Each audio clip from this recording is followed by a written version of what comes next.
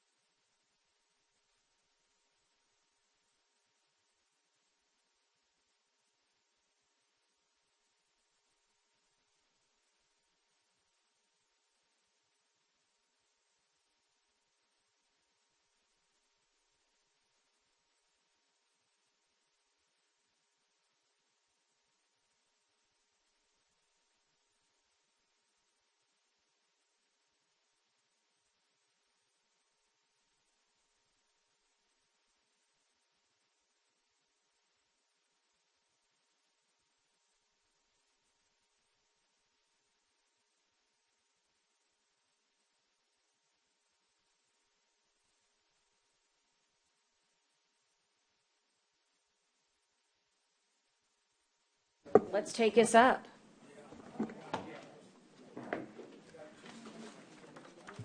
I don't happen to have my, I'm sorry, thank you, but I kind of think I know it by heart by now. All right, everybody, so we are going to gavel in and call this meeting to order. And although it's not noticed, let's go ahead and rise for the Pledge of Allegiance to the United States of America, as well as our Texas flag. I pledge allegiance to the flag of the United States of America and to the republic for which it stands, one nation, under God, indivisible, with liberty and justice for all. Honor the Texas flag. I pledge allegiance to thee, Texas, one state, under God, one and indivisible. And at this time, I'll ask for public comment. Notice that I've got it, and ask Mark Gergovich to take the mic. It should be on, Mark, but if not, it is. Test. Oh, yeah. I don't want to scream. I'm a little hoarse this morning. Judge Canales, thank you. Commissioners, we appreciate you. I'm so sorry, Mark. I've just lost quorum. Well, here we go again. What's up? Okay. You know, when you leave like that, you delay things. Yeah. Okay, I'm just messing with you because I can. Good morning, guys. I just love you, and I'm real proud to be here. And I came this morning because, as all y'all know me, I'm an Air Force veteran. This is my good friend over here, our county service officer, Sergeant J.J. De La Cerda. I just came to voice my opinion about his compensation. He's doing two people's jobs, managing the cemetery and handling the service officer's office here across the street. Well, down the street. But anyway, he does it very good. He's as professional as I've ever seen. He's meticulous. He's thorough. I can always get a hold of him. If I call him, he's like several other of my contacts. He may not be able to call me back immediately, but he will get back in touch with me and go, hey, Mark, what's up? We haven't had, to my knowledge in this county, ever had a service officer that responds to his public and the veterans community like JJ does. And you guys helped get him that job and reinstate him with the cemetery. I was behind the scenes pushing for that too. And I just think that we should compensate him a little bit more for what he does and equal the playing field, because the man does two professional jobs. He does it very well, and he's very thorough. And that's really all I got to say. Just know we love you, and thank you very much. Thank you so much. Yes, ma'am. Thank you. I don't see any other listed name deputy and nobody else needing it. Public comment, I'll look online. Don't see any hands up, so we'll move on to our workshop that we have listed. And these are discussing matters relating to the fiscal 2022-2023 budget, and these budget presentations are in order, and so we'll call Department 1275, which is Veteran Services, and Department 1397, which is the Cemetery. And so, JJ, you can start anytime you want, sir. Yes, ma'am. Thank you, Judge and Commissioners. In my budget packet, I did include, it was actually 5 requests, although 2 were going to be canceled, and I'll explain that as we move forward. But there's 2 reclassifications that we submitted for. It's page 4 in your packets. We're asking for reclassifications for both my position and the administrative assistant's position. With the addition of the Veteran Cemetery, new events, ceremonies, and new programs, on top of that, COVID is dying down a little bit, and so there's a large quantity of veterans coming in to put in for VA benefits. Our workload has almost tripled in the last year and a half. And so for my reclassification, I feel that it's fair and justifiable to request a wage that is comparable to the other department heads with similar workload and employee supervision. I've requested an increase in pay from Group 28A, 28 Alpha, to Group 34 Papa. For my administrative assistant, I have requested an increased pay from Group 17 Alpha to Group 20 Alpha. If the court will allow me, I would like to go through the presentation I've prepared, which will provide some background for you as far as the requests. Yes, sir. Do we have that presentation? Connie can get. No? Okay. Okay, well, why don't you give it to. No. Okay, is it a, Yes. okay, can we get it scanned to Connie? If you can go ahead and start, JJ, Yes, ma'am.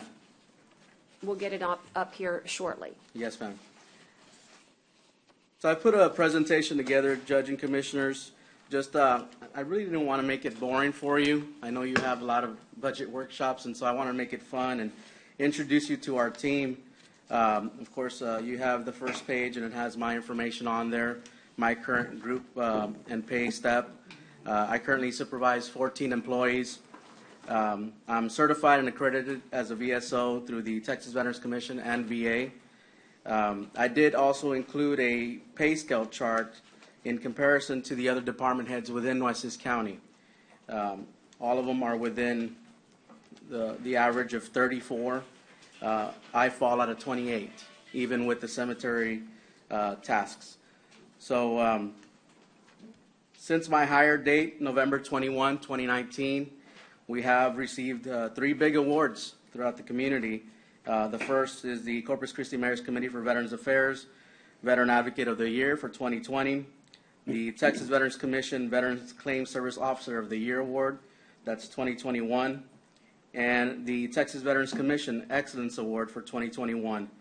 And because of these awards, we're being asked by the TVC now to take a leadership role within the other VSOs in the surrounding counties. So I'm now establishing a training program to get them on board kind of to the level that we're at. So that's an important thing. The state of Texas is recognizing that we are, one of the best in the state. And so they're looking to us to bring up the adjacent counties, and we're willing to do that. I did also, on the next page, I did also try to introduce you to my administrative assistant, Ms. Diana Acosta. She's currently at a step 17A1. Now, ever since we took on the cemetery, she's taken on a lot more as far as the office. She composes all of our purchase orders for the cemetery. She reconciles P-card transactions.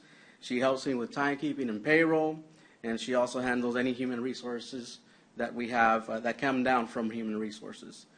In my absence, because I go to the cemetery at least 3 times a week, and I do that so that we can maintain a level of compliance.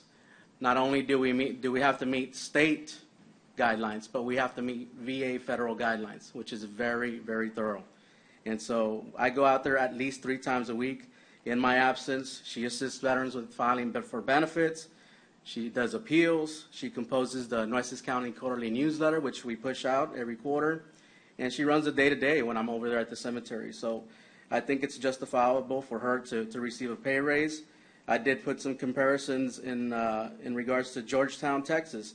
Their administrative specialist is receiving roughly $16 to $19 an hour. And then there's another veteran service coordinator position there that's running $20 an hour. So I think she really deserves a pay increase if possible. The next page over, I did include the veteran population. And what I wanted to do is include Hidalgo County. Hidalgo County is our closest in regards to veteran population. They have about 21,000 veterans in their county. Nueces County has 25,000, actually 24,971. So we have about 5,000 more veterans than Hidalgo County. And the reason I bring that up is because I believe we're running very lean in our office. We have my position and we have an assistant secretary. They have 10 people in their office. They have a VSO, 4 assistant VSOs, 2 administrative assistants, 2 community outreach specialists, actually 3 administrative assistants, and so it's 10 employees total. Their VSO is getting paid over $74,000, and they don't have a cemetery that they run.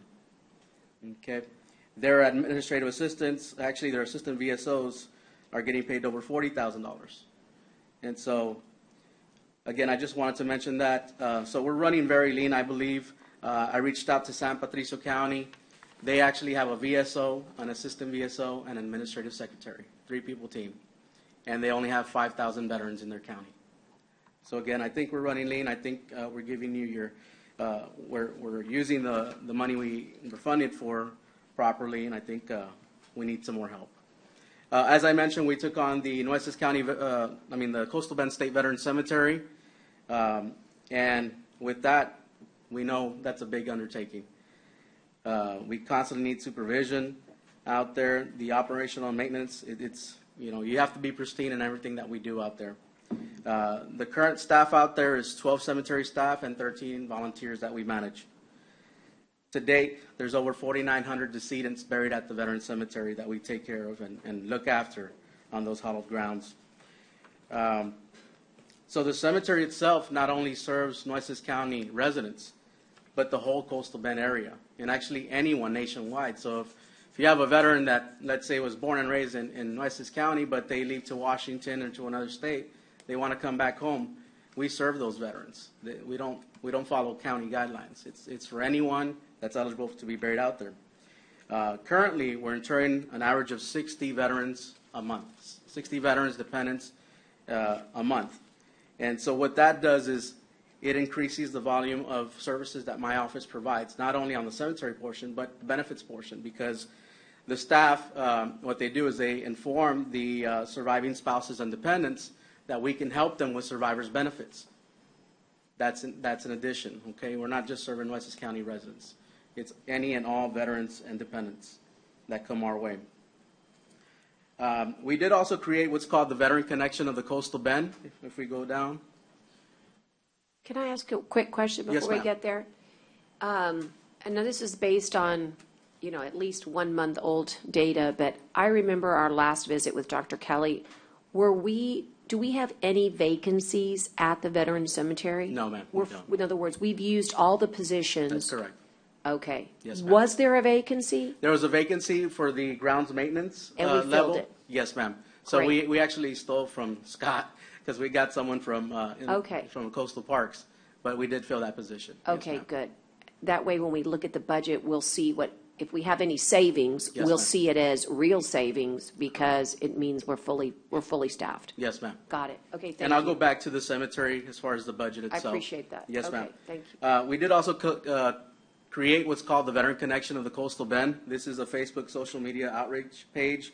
And the purpose of this page is to let veterans acquire supplies or donated items that the community wants to give to veterans. The reason this Facebook group was created is because we got several calls to my office saying, look, I'd like to donate a wheelchair or a ramp or a refrigerator, and we just don't have the room for it. So instead of turning people away, what we did is create this Facebook group, and we connect the donor directly to the veteran. And so they simply post a picture, I have this available for a veteran in need. They connect to the veteran. That eliminates, turning people away. And right now we have over 400 members since the creation, and it's only been a year. So we're very proud of that.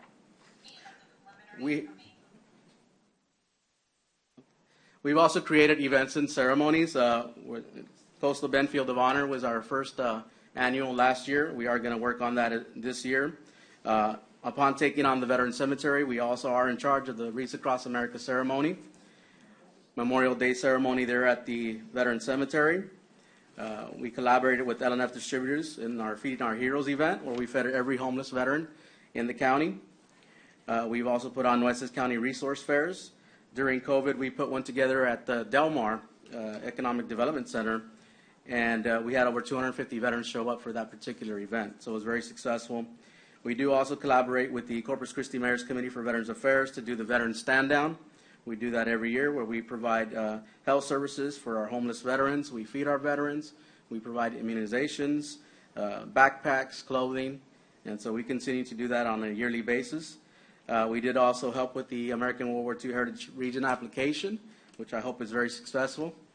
We also collaborated with the Dolphin Connection of Ingleside, where we provide free dolphin watch tours to disabled veterans to try to prevent any type of PTSD buildup. We need that escape, right? Us veterans that are going through PTSD, we need something to take us away from that daily stressor. And so we created that program. And then just recently we tag team with Chris Six, Mr. Mike Shaw, and Bell Furniture to create the Flag for a Flag program, which starts tomorrow and runs till Monday, in which the community can come in and exchange their old weathered, tattered flag for a brand new flag.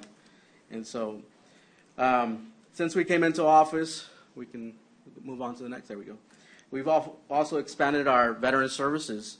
We created a veteran mini library. We collaborated with the Keach Family Library with Miss Ida Garza, and we provide books to our homeless and low-income veterans. They're at the office when they come visit us, so that's available in our lobby. We've also worked with Human Resources, where we've established what's called the Nueces Hires Vets employment program. And we have a computer there in our lobby area. Veterans that are looking for employment within Nueces County itself can look for a job and apply. Next one over, please. We've also created what's called the Veteran Meat Distribution Program. We've teamed up with Fish for Life, a local nonprofit organization, where we provide venison and nalgai meat to any veteran that would like some. And actually, this data is old. We've provided over 1,000 pounds of meat to veterans throughout the community. So it's a very successful program. And lastly, just recently, we created what's called the Flag Retirement Box Program, which is located on the first floor. We collaborate with VFW 3837 to create this Flag Retirement Box so that not only Nueces County employees can drop off flags that need retirement, but anyone from the community can do so here at Nueces County. We make sure we swing by the box and clear it out every week at the end of each week. We then take those flags that need retirement over to the Coastal Bend State Veteran Cemetery for flag retirement. So we'll keep doing that. And I wanted to go back to two other budget items that that we put in for Judge and Commissioners that I don't feel that we'll need since we got the Texas Veterans Commission grant back. Okay. And so other than the two reclassifications, the only funding requested is the contractual rent increase over at the RTA building for our office. Like I mentioned, when I submitted the budget, it was unclear whether we were going to get the Texas Veterans Commission General Assistant Grant. So I requested funding for a temporary employee, and that's account code 5126 on your packet, and funding for our food and hygiene pantry, which is account 5220. These requests, again, are no longer needed since we got our TVC grant back, something we fought really hard to get back. Really and hard. I think without the push that we made, without the awards that we received from TVC, I don't think we would have gotten it back. But again, that's a $150,000 grant that we will be utilizing to help the community with general assistance and emergency assistance. I would like to note that my office brought in more than $10,000. When we lost this grant, we brought in more than $10,000 to sustain that grant during that period where we didn't have the grant. And so we thank the community for those donations for that pantry. We really appreciate it. Okay, and that's pretty much for 1275, Judge and Commissioners. I would like to roll into 1397 for the Veterans Cemetery, if possible. And I just want to make sure that Dale make that correction so that, you know, on OpenGov for us, for those two things. Yes, ma'am. And so for the Veterans Cemetery, I think we've been doing very well. We're not requesting additional funding. In fact, we have found some cost savings in the contract. So we believe we can scale back at least $18,000. Dale and I have been talking, and we can do roughly $50,000. I think we want to stay at that $900,000 mark with the state. So we have been using funds properly, and we found some cost savings as well. So upon the initiation of the cemetery contract, we identified several pieces of capital equipment and systems that were inoperable or needed replacement. This includes the gravesite locator, the Caroline Bell system, the flag retirement area, the irrigation system, the Texas and branches service seals out there at the cemetery.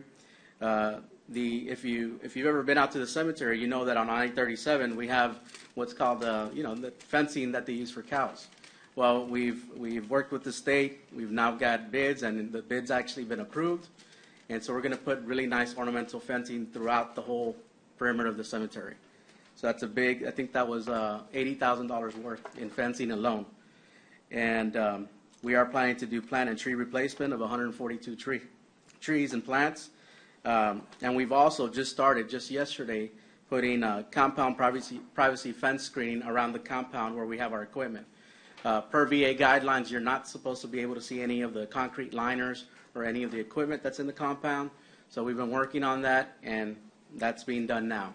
So we work diligently with the VLB, the Veterans Land Board, and are proud to report that most and all of those issues were resolved or are currently being worked on outside of our actual budget, our $918,000 budget. So there's no effect to that at all. And so that in itself saved Nueces County $500,000. So I think we've been doing very well with the cemetery. We'll continue doing that at the request of the Commissioners Court. And that's really all my presentation, Judge and Commissioners. Do you have any questions on anything? A great presentation. It's really more of me just scratching my head maybe with those folks that are going to help us, negotiate the new veteran cemetery.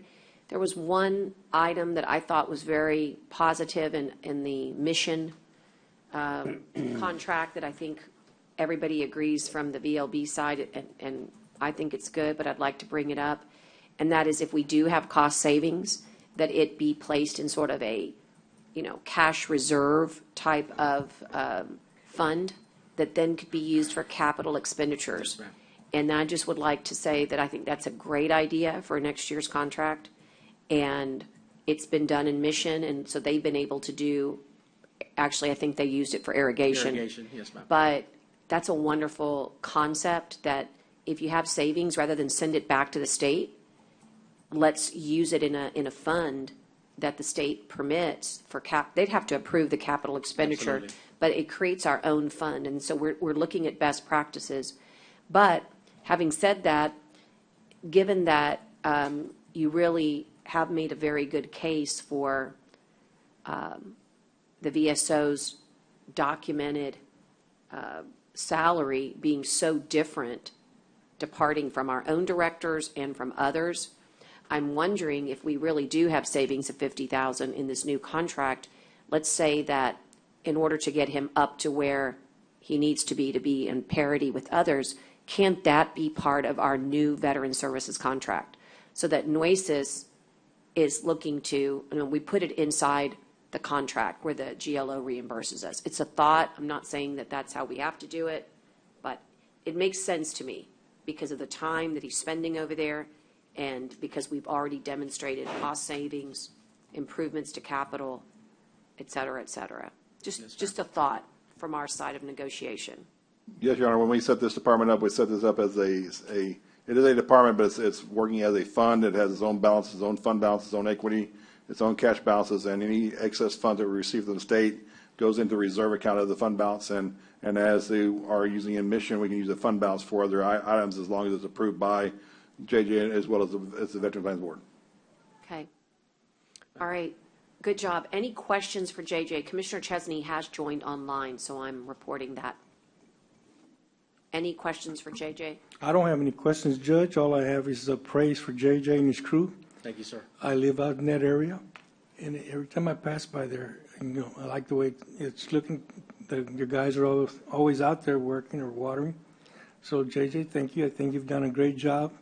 Thank you, Commissioner. Keep up the good work. Thank you, sir. We will. Thank you, Thank sir. Thank very you, much. Commissioner. Good job. Thank you, Thank you, Commissioner. Commissioner. Supervisor. Okay, so JJ, we're going to let you go, only to say that those contracts for the Veteran Cemetery are coming up very ma'am. fast. So we're going to ask you to work with the team of lawyers and governmental officers to make certain you keep us on those deadlines. But it seems like it's nice to save the 18, and that's going to be good for the state, given all the capital they've given us this year. But if it's possible, maybe we can see how that contract can help JJ in the realm of, his salary. Okay. Thank you, Judge. All right, Thank thank you, Judge you. and Commissioners. Thank you Thanks, so JJ. much. Thank you. Thank Okay, you, Mark. we're going to transition to Sheriff. He's here. Chief Cook's here. Joe Gonzalez is here. It's 3 different departments, 3700, 3710, 3720. And we'll let you start, Sheriff, whenever you like.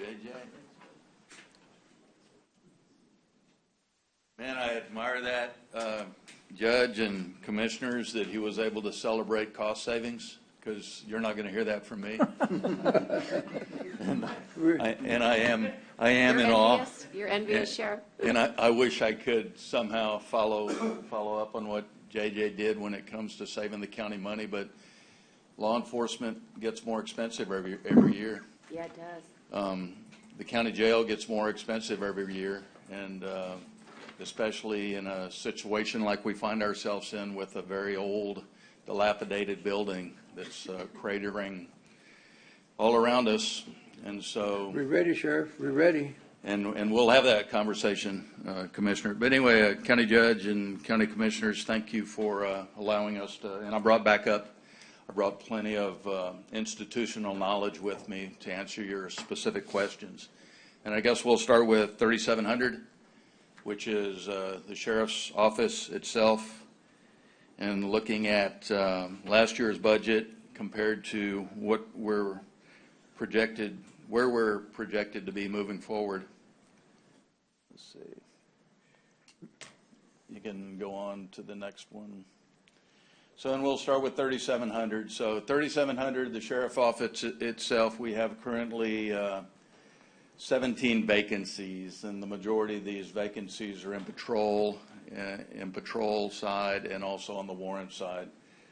But that being said, we're working hard to fill those vacancies, and we're spending significant energy, manpower, and resources from my inmate benefit fund to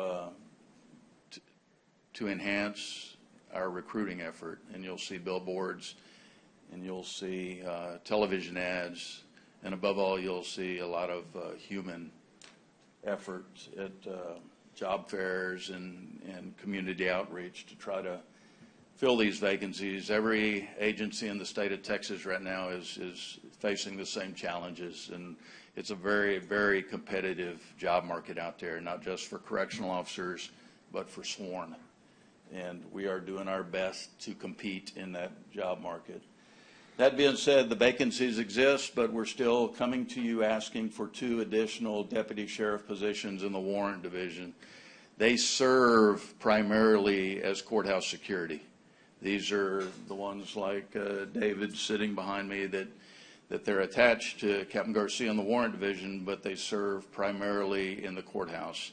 And we can only predict moving forward that our responsibilities and the demand of enhanced safety and security inside our courthouse are going to increase this fiscal year.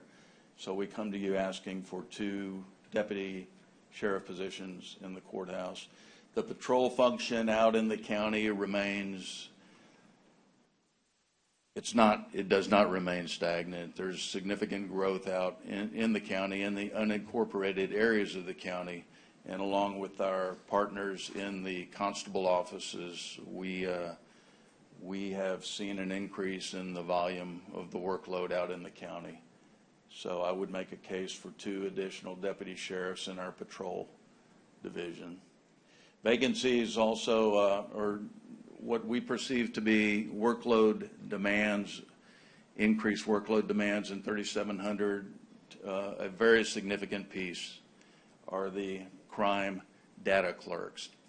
Back during the worst part of the pandemic, the governor of the state of Texas put out significant executive orders, and one of those was GA13, Executive Order GA13, and that basically restricted the ability of magistrates to release inmates that were booked in on violent charges, on personal recognizance bonds. So it kind of changed the whole bail bond environment inside the county jail. And that's one reason we're at 100% occupancy today. It's also a reason we have inmates at Aransas in Victoria County that we're paying those counties to take care of those inmates for us. And so that GA13 was codified into law by Senate Bill 6. And Senate Bill 6 now made it a law that someone with violence in their criminal history or somebody who was being booked on a violent crime would not be afforded a personal recognizance bond. And I met with Senator Chuy Hinojosa just 2 weeks ago about the unintended consequences of Senate Bill 6. And a big part of the unintended consequences was purely an unfunded mandate that placed significant responsibility on the sheriff's office for data input into TCIC, NCIC, public safety report, information that we have to enter. And we were not afforded the finances to hire the data entry clerks that are responsible for entering this data.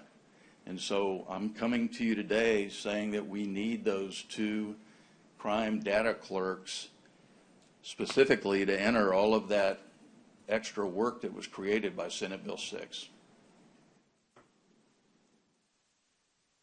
So this is 3,700. This is what we are anticipating as personnel needs this coming fiscal year. Also in I think maybe the next slide has more about 3,700. Okay, so also in 3,700, we're seeing shortfalls on this year's budget. Overtime is overtime is a direct result of our understaffing. When you're understaffed, you're going to have more overtime expenses. And there are other very obvious shortfalls in this year's budget that we think need to be addressed in next year's budget. A big one that you see at the bottom is the transportation of inmates. So anytime a Nueces County warrant is served in another city, another state, we're responsible for going and getting that person. And we don't have the manpower to do that ourselves. Plus, there are private contractors out there who can do it much more efficiently than we could ever do it without sending our patrol deputies to Wisconsin or Arizona on overnight runs to pick up a prisoner. So we have in place a process to select a company using 2 or 3 bids every single time to find somebody who can most efficiently go retrieve that prisoner and bring them to Nueces County because a judge says they need to be here. And so that's becoming more expensive every day, even with our competitive bids, and that's primarily because of the cost of fuel and the cost of labor that these contractors are dealing with, just like everybody else. And just so you know, we're currently in a process with purchasing Michael Robinson to create a well-defined process for securing that service. And we're very confident that we are constantly selecting the best contractor, the best deal for the county every single time we have to set up a trip. But I'm working with Michael to do an RFP to come up with a list of providers for the service. And that'll be coming into Commissioner's Court here fairly quickly. So those are 3,700 requests. Go to the next slide and see if we're looking at 37. We're looking for 3,700 capital outlay. Is that something I need to be discussing? We are catching capital outlay for everybody. Okay, good. Yeah. So capital outlay, and one thing that's not on here, and I was reminded of it, and Judge, I know you're familiar with it because when it happened, I call you. So several months ago, we all showed up for work on a Monday morning, and there was 2 inches of raw sewage in our administrative offices.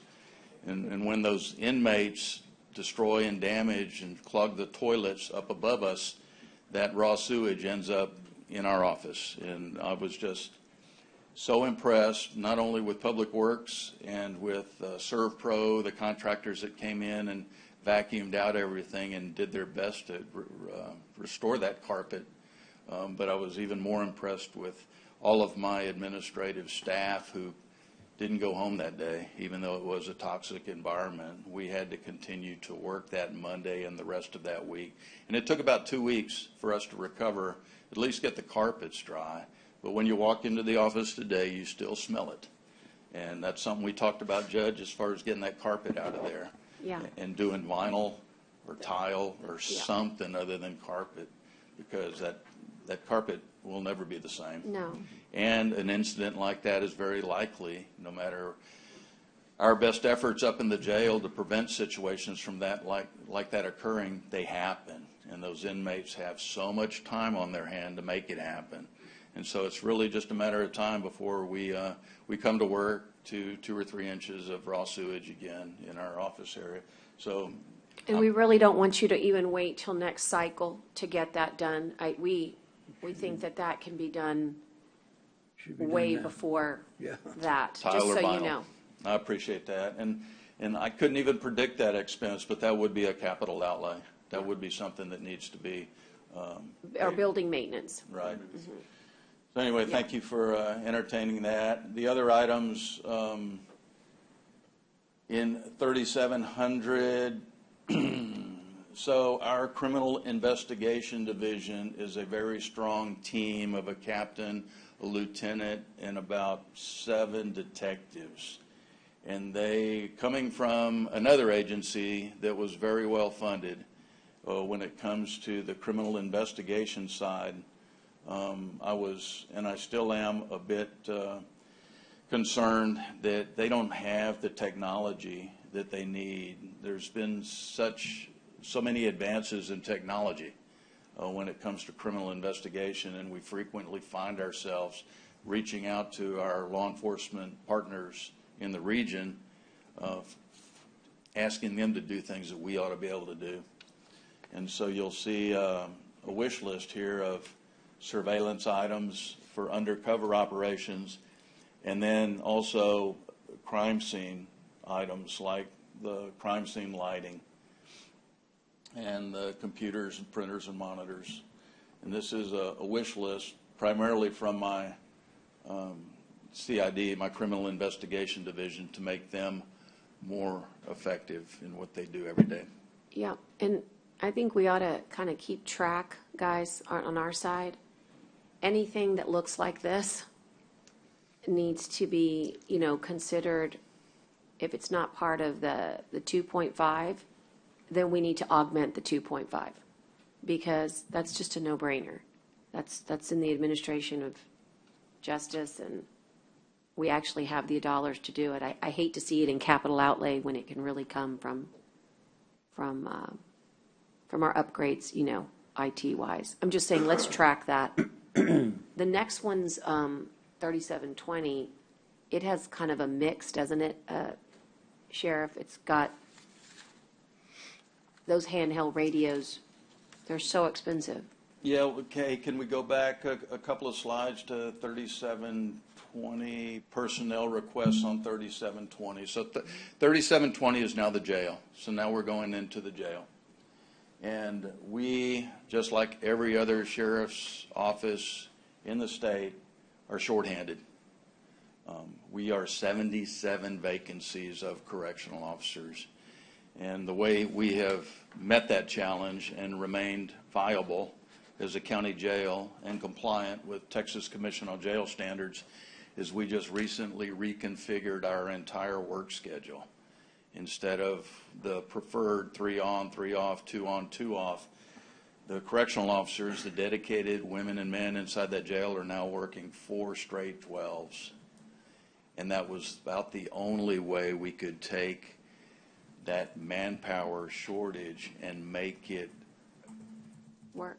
That's a good deal, Sheriff. I think that's great. I mean, it was and it took my command staff to go into the jail and tell these correctional officers, these women and men who have life outside this agency, what this schedule was going to do to them and their families. They had to sell this, and they did an amazing job. And the women and men who work inside the jail accepted it, and they have been performing admirably in this new schedule configuration. And so the bottom line is we have 77 vacancies. Once again, we are in an extremely competitive environment, and so we need to up our game when it comes to competing with neighboring counties like San Patricio and Aransas and even Clayburgh. And I know the ARPA, I know the money that you're finding to supplement is meaningful, but in all reality, it's not permanent. It's not going to last forever. And so we need to, when I'm looking at my buddy Sheriff Oscar Rivera in San Patricio County, and he's paying $20 an hour for entry-level correctional officers. And we're paying a little more than $15 an hour for entry-level correctional officers. And then when they go through jail school and they're no longer classified as cadets, they're classified as correction officers 1, they jump up to like 1811, and then next fiscal year 1872, and that's still below what my buddy Oscar is starting them at. And so what I'm asking for here is these entry-level cadets who are not subject to collective bargaining agreement. Right. So they're not going to see these scheduled pay raises like the other correctional officers are. We need to step that up, or else I want to have, instead of 77 vacancies, that number is going to continue to rise, and we're not going to see the influx. Hey, Captain, will you address that issue, please? Judge, Commissioners, thank you for letting me speak today. As the Sheriff was saying, those 77 vacancies, basically what's occurring is we are and we continue to be the training grounds for every other county around us. So we start off at $15.44 an hour, which is roughly $34,000 a year. We license them. San Patricio hires them on at $41,000 a year. And if you have experience and you have that license that Sheriff Hooper and our training division got you to obtain, you start off at $43,000. Aransas County starts off at $45,000 a year without a license. So our corrections officers, that 77 vacancies, the next time we come up here, it may be 100 vacancies. And so, as the Sheriff mentioned, yes, we had to restructure our whole scheduling scheme to be able to stay in compliance, but we cannot continue to do that because eventually we are going to run out of bodies. And so that's why our plea is that we need to raise the cadet correction pay as high as possible to be able to compete with everybody else. And we're not only competing against San Patricio County and Aransas County, we're also competing with HEB. We're also competing with Target, because those are people that are paying more to do a job that is very, very hard. Yeah. In that jail, we have 1 out of every 10 inmates is there on murder. And that's the people that our people have to deal with every day. And so it is very, very hard from an operations standpoint to continue to stay in compliance with the Texas Commission on Jail Standards if we don't have the manpower to do it. And eventually, our people have agreed, and they've bent over backwards to change their schedule. And yes, it reduces their time off with their family, but eventually, that ship's going to sail too. And so we're asking for the Commissioner's Court's help with this item and to get that corrections officer pay as high as we can to stay competitive. So we're also asking to reclassify 1 cadet. And I'm sorry, Commissioners, did you have any questions? Yeah, let me do those 2, and then I'll bring it back up. So these reclasses in 3720, it's a wash. It's an even. We're not asking for any money, but it's a significant reclass because I'm going to take one of the unfilled cadet correction officers and turn that into a recruiting and information specialist. We're doing so much with social media, and we have even created a sheriff app that I haven't rolled out to the public yet, but it's going to be a significant tool, a mobile phone app for both platforms that is really going to connect us even more with the public, especially when it comes to recruiting and celebrating the agency. And I need somebody, an information specialist and a recruiting specialist, to carry that workload, because Sheriff doesn't have the time, and no one on my staff has the time to do it right. So that's a reclass that doesn't cost any money. It's even Steven. And then the other reclass is to do a reclass from an unfilled correction officer 3 position to a sergeant. We have a new position in the jail that is a gang intelligence officer, and he is doing such amazing work, especially working with other law enforcement agencies in the region. A significant amount of our jail population are known gang members, and the wealth of knowledge and the intelligence that exists in our jail facility can benefit the entire region when it comes to dealing with the threat of gang violence in our community and in the county as a whole. So I want this employee or any employee in that position to have the title of sergeant. So that's a simple reclass at no expense. Slide. Does those are so easy to say yes to, but may I just ask a quick question? Mm-hmm. Does that affect, though, anything with regards to the collective bargaining, Dale? We're good? Okay, well, that seems like a very reasonable request. The sooner we can do that, the better. If we can do that before the next yes, sir. The next fiscal year, that'd be great. And then can I just also ask, I won't dwell on this for the interest of time, but I mean, of course, we know you're absolutely right. I just went to a meeting this morning where they emphasized that if you wanted to get in a golf cart and roam the beaches and give away prizes, that you could do so for like $15.85. So if you can like be on the beach in a golf cart, it's all souped up, and give away gigs, I think your point is well made. But what I was going to ask is there a possibility that we could, there's got to be an expert in the country that would see what amenities would make the difference. So I'm just wondering, let me give you just one, for example.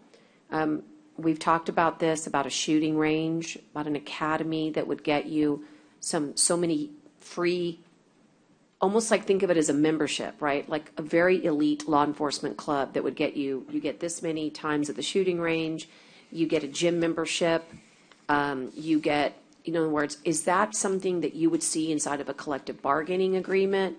Or is that something that we could, because I'm going to tell you, I don't know, I'm going to favor the $17.50 to get us out of the Chick-fil-A mode, but we've got to figure out what amenities or benefits are really going to keep them here so that they don't just keep on going to the next.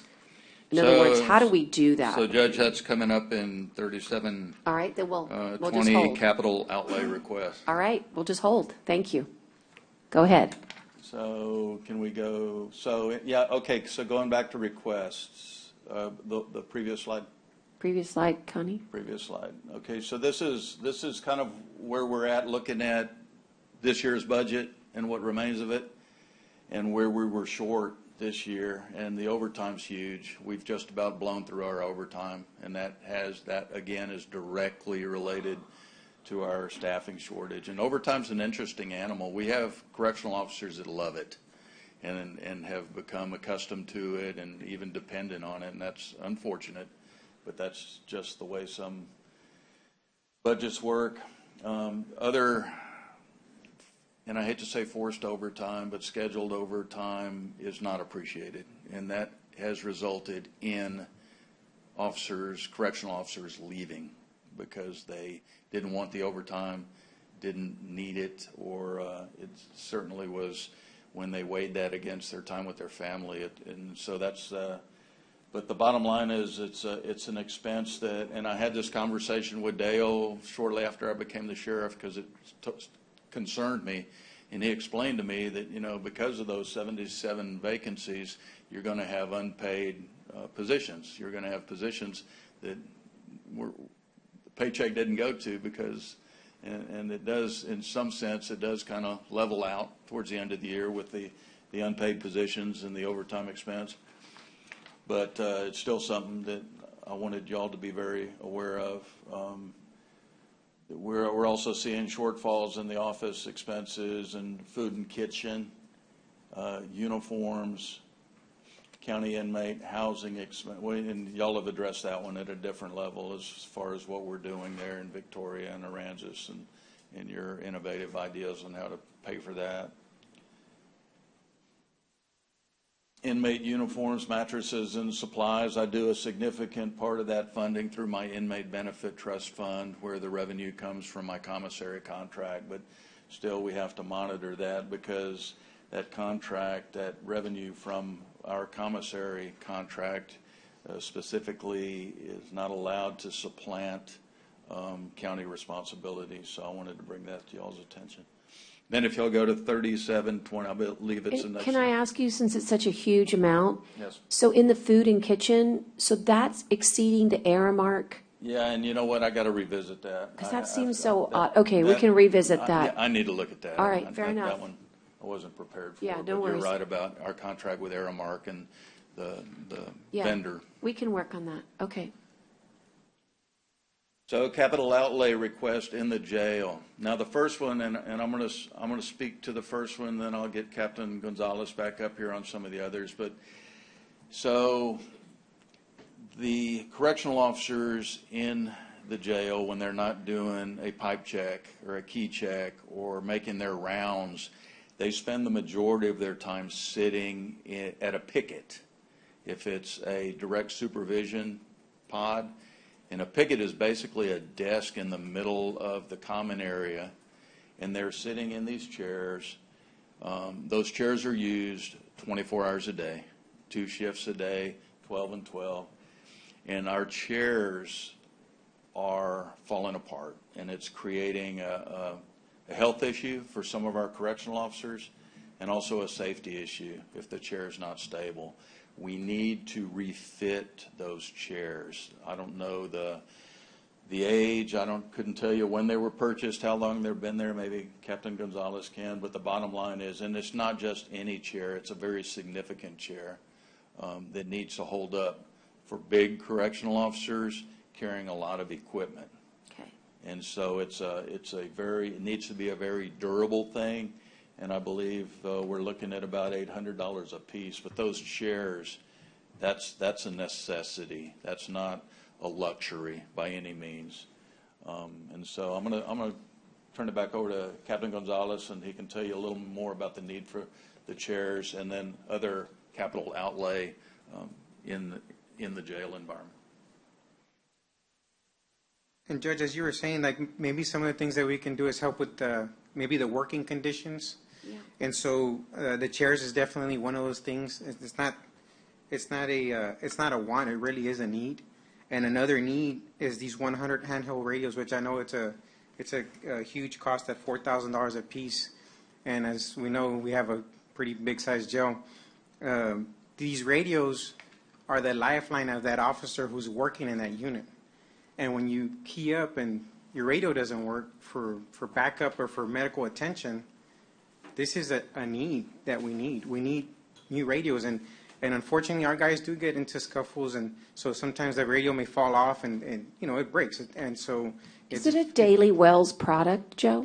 This comes from Harris, and we do have a bid. We did work with purchasing to get us the best price possible. How So much are the this is radios? it's $4,000 a piece, and that comes with the radio, the battery, the charging port, and a hand mic. And the hand mic is also very important, especially when you're going hands-on with people.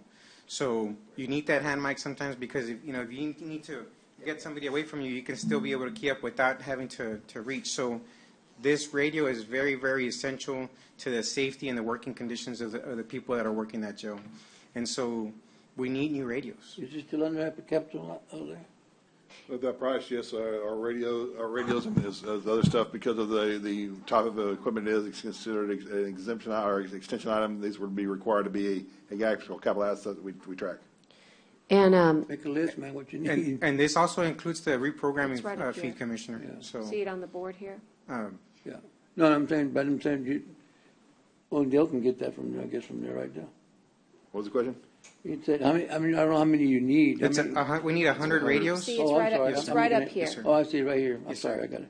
Yes, So we Commissioner. need 100 radios and 100 chairs? 100 radios, 100 handheld mics, radio holsters, and the charging stations.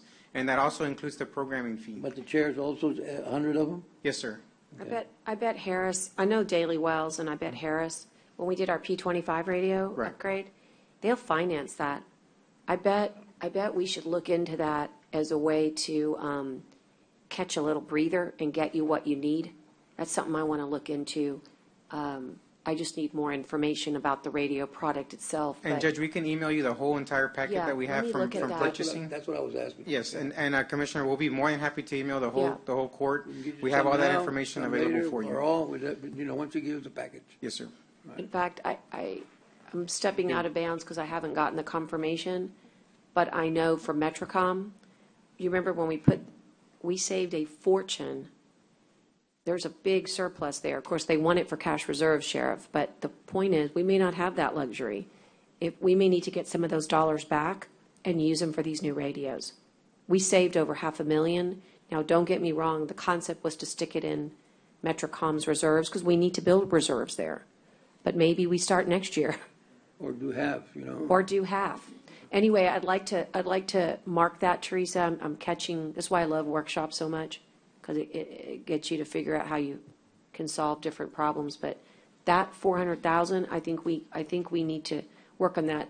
If you had a non-contact, right? Obviously, like you said, if a prisoner hurts that radio, that'd be different. Right. But other than that, how long should these radios last? If you didn't have a breakage or. They should probably last, and in the jail, it's such rough environment. I know, but generally. Maybe 4 years. Okay, well, okay, that helps. 4 years. In other words, you don't want to finance something. You understand that? Yeah, the life expectancy of the radio is probably going to be 4 years, maybe less, because our line of business is very rough. So the life expectancy is probably 4 Does it years. fall under ARPA?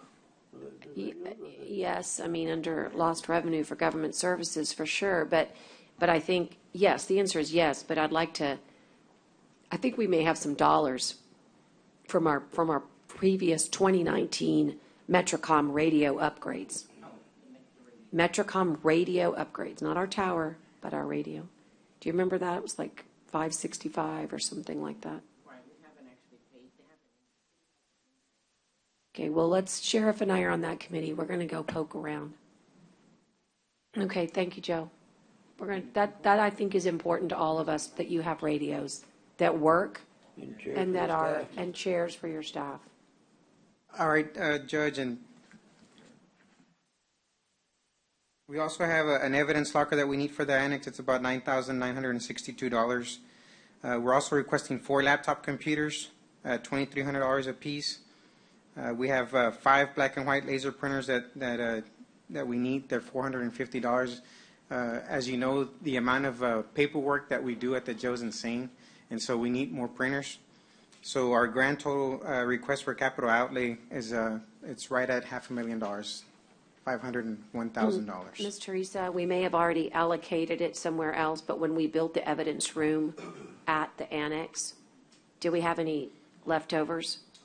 Check on that. That's how we can get your locker. And that's all the request for capital outlay for the 3720 budget. And Sheriff, do we have anything else? Not on that. That's it. So. But hey, just for clarification, Judge and Commissioners, do we need to, I know that 1305 was handed off to Sheriff's Office. Do we need to address 1305 courthouse security? Is it noticed here? I mean, we can. Dale? We didn't have the information available, but. I don't have the if you info available, but, If he's needing to provide information if he's provided already in our packets, we can look through that and work with the sheriff. do you want to? Yeah, that's good. Is it all right if you That's work good. with Dale? And Ned, did you want to add anything to 1305 status report? Can you give the judge and commissioners an update on where we're at with courthouse security, 1305, and what we've done, kind of like the email you sent me? Oh, okay, yes. We have received the first part of our delivery for our courthouse security upgrades. The next step is for us to plan the installation, the hardware, and the infrastructure. So I'm looking at that within the next 6 weeks, and you'll be seeing an email from us letting you know where we will be, and it'll take about 6 weeks to complete. It's great. We are still doing courthouse employees, access cards, IDs, and of course the attorney's IDs. So we are moving forward with that, and we are monitoring action within the courthouse and maintaining connection with the sheriff's office and the deputies on patrol. And Annette, I know it's too early because it's not even a full year. It's probably just been 6 months, but it'd be nice to know if how we are doing tracking, the new fee that we put into place, and is that tracking with where we kind of thought, because we hope that the fee that lawyers pay for the Yes. badge. Yes, I have a spreadsheet of all the badges that I've issued. Great.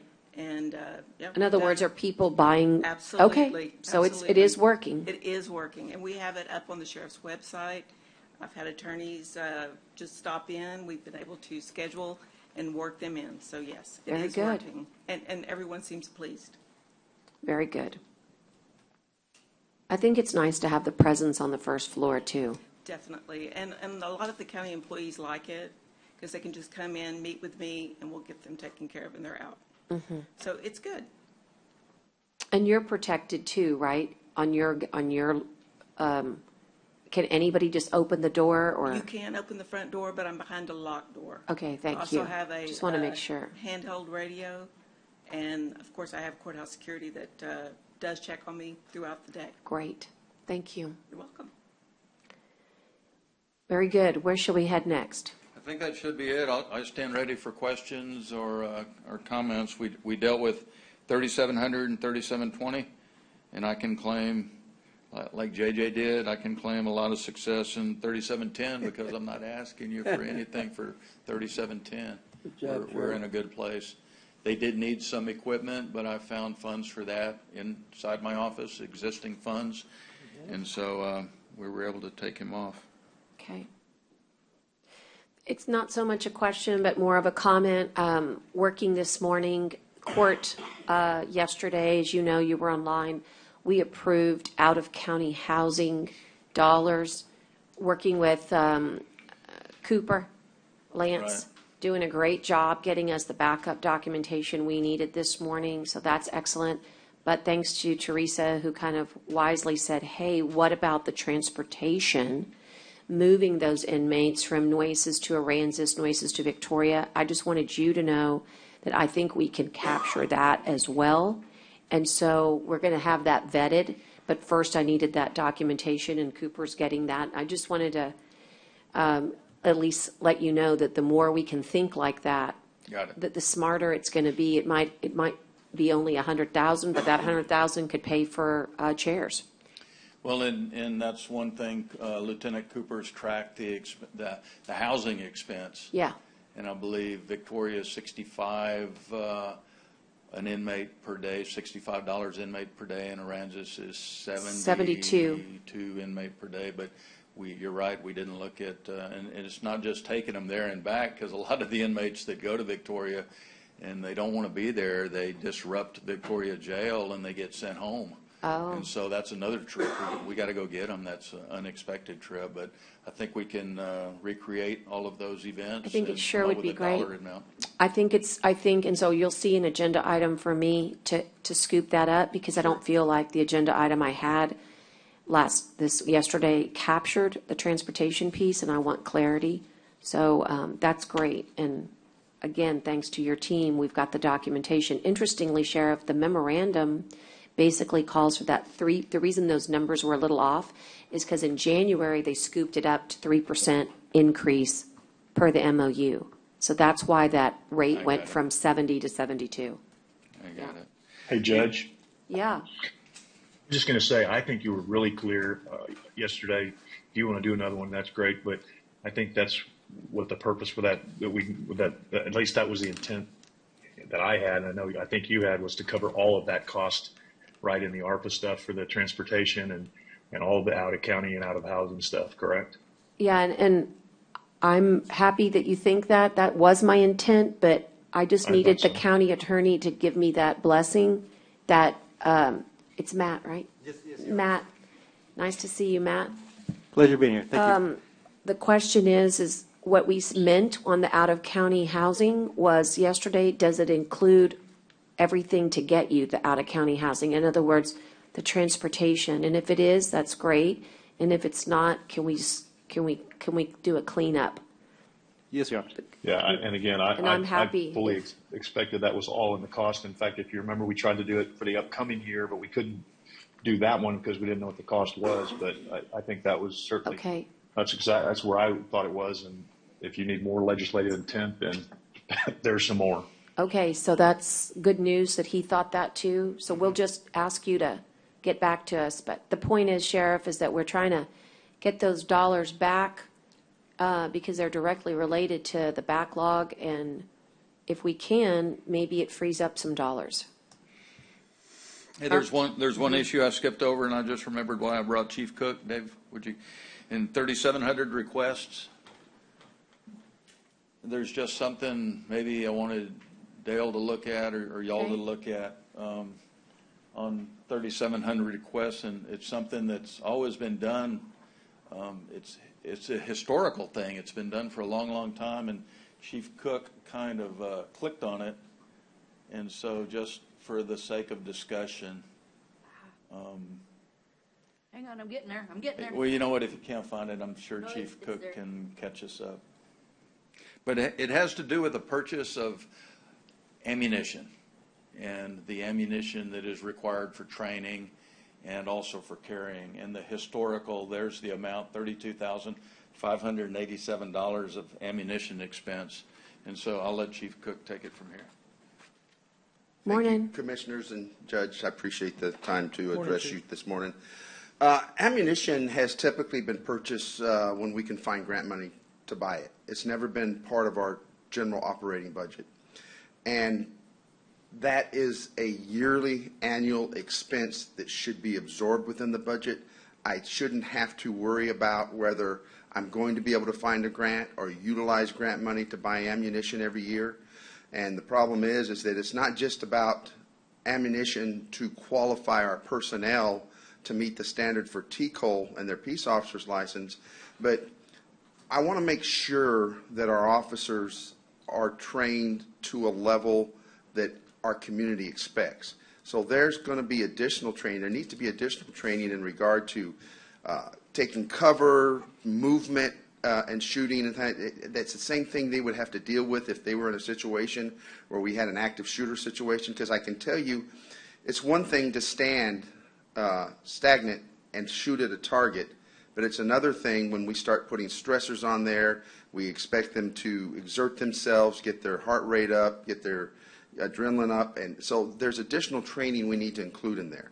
But this money has always come from a grant that maybe hopefully we could locate, and I want to put it in our operating budget so that we don't have to worry about, are we going to be able to buy ammunition this year? It needs to be there, and that's why I wanted to bring it to your attention. Thank you. Because it's a lot of money, but it needs to be in our operating budget, so every year it's there, and we can buy the ammunition we need to effectively train our personnel. And Commissioner Chesney has his hand raised, so let me defer to him. Commissioner. Thank you, Judge. Chief, you had me at hello right on that one. And the other question I have too is, and I'd be more than willing to help on this too. Write it down, is Teresa. I've seen some of the other police forces, sheriff's officers, things like that have the simulators where I'm not saying I definitely think you need more ammo. I'm saying in addition to the ammo, not instead of. So I want to be clear on that.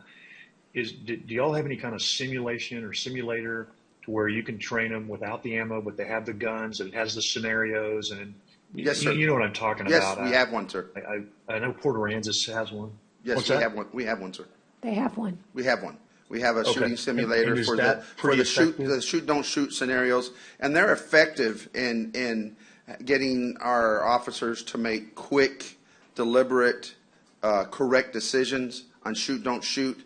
But I'm telling you, live fire is much more realistic. Oh, I know. Yeah. No, I said it. I didn't say instead. But we do have one. Yes, Commissioner, we do have one. And okay.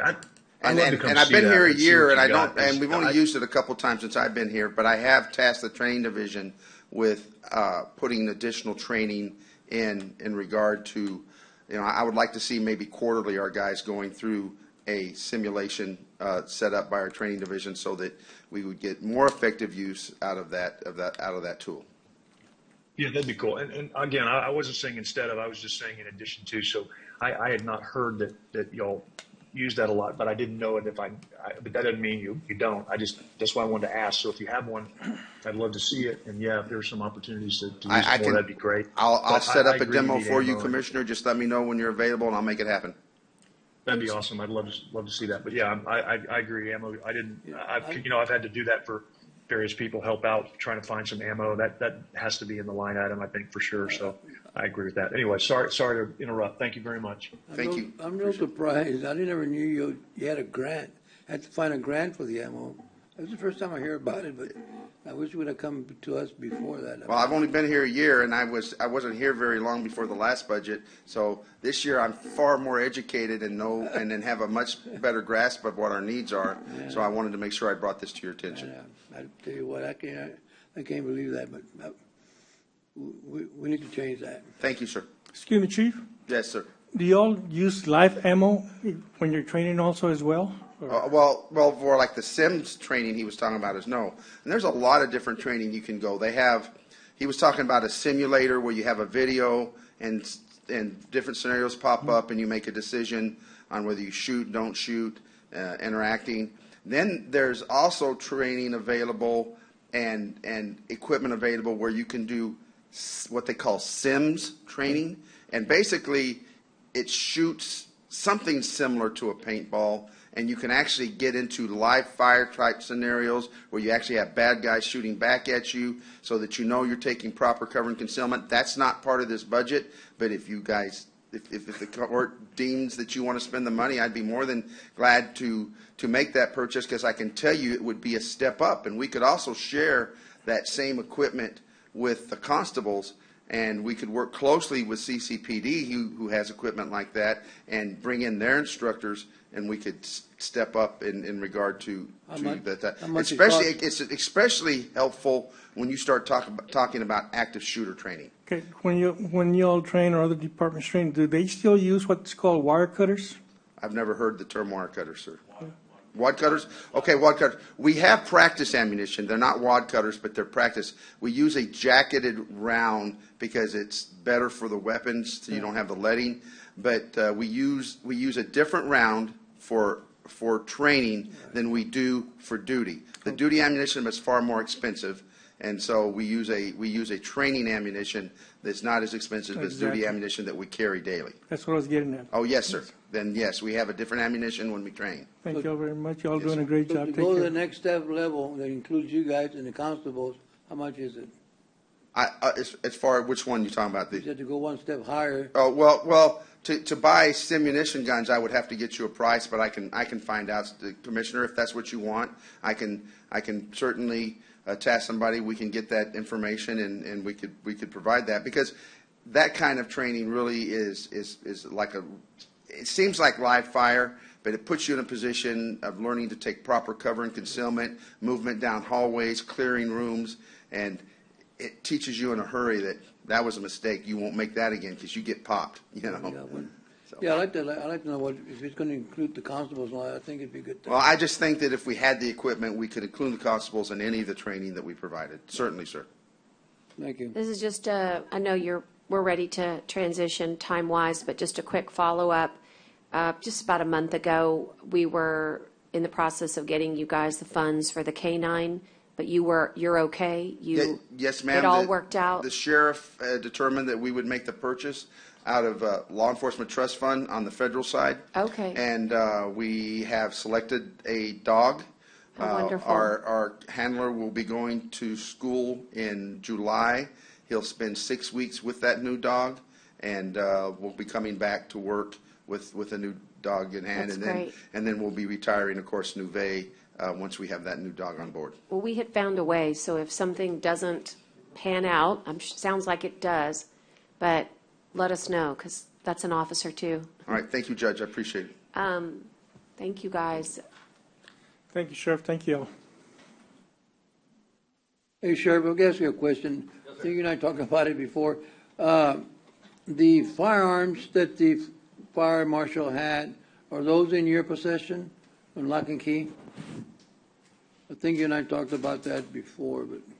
So there were, from what I understand, there were 2 handguns and 2 long guns. And in speaking with purchasing, who tracks that property. They're currently in the possession of Constable McCacken, Precinct 2 Constable. Okay. So, Thank you. Okay, Edward, you are next. I'm just going to ask, would anybody need a 5-minute bathroom break, or staff okay? yeah. We've been here.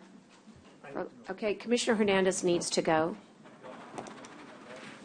If he's going, I might as well go. All right, well then go ahead. Edward, we'll start in just as soon as they get back, less than 5 minutes. Go ahead and get Connie teeing up your PowerPoint.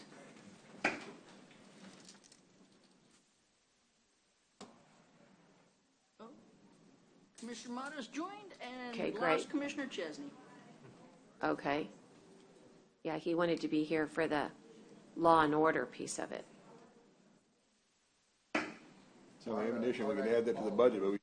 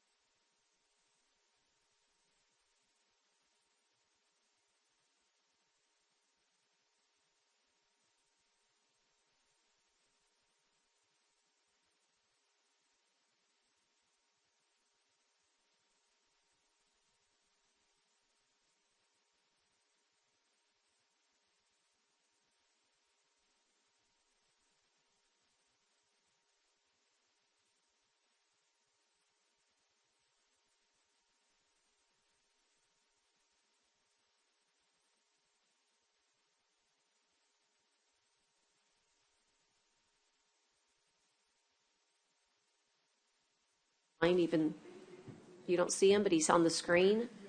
And we will, once you start with community services. Judge, I've got a PowerPoint presentation that I think it's inclusive of all of my departments pretty No much. worries. Go ahead. So we'll start with that.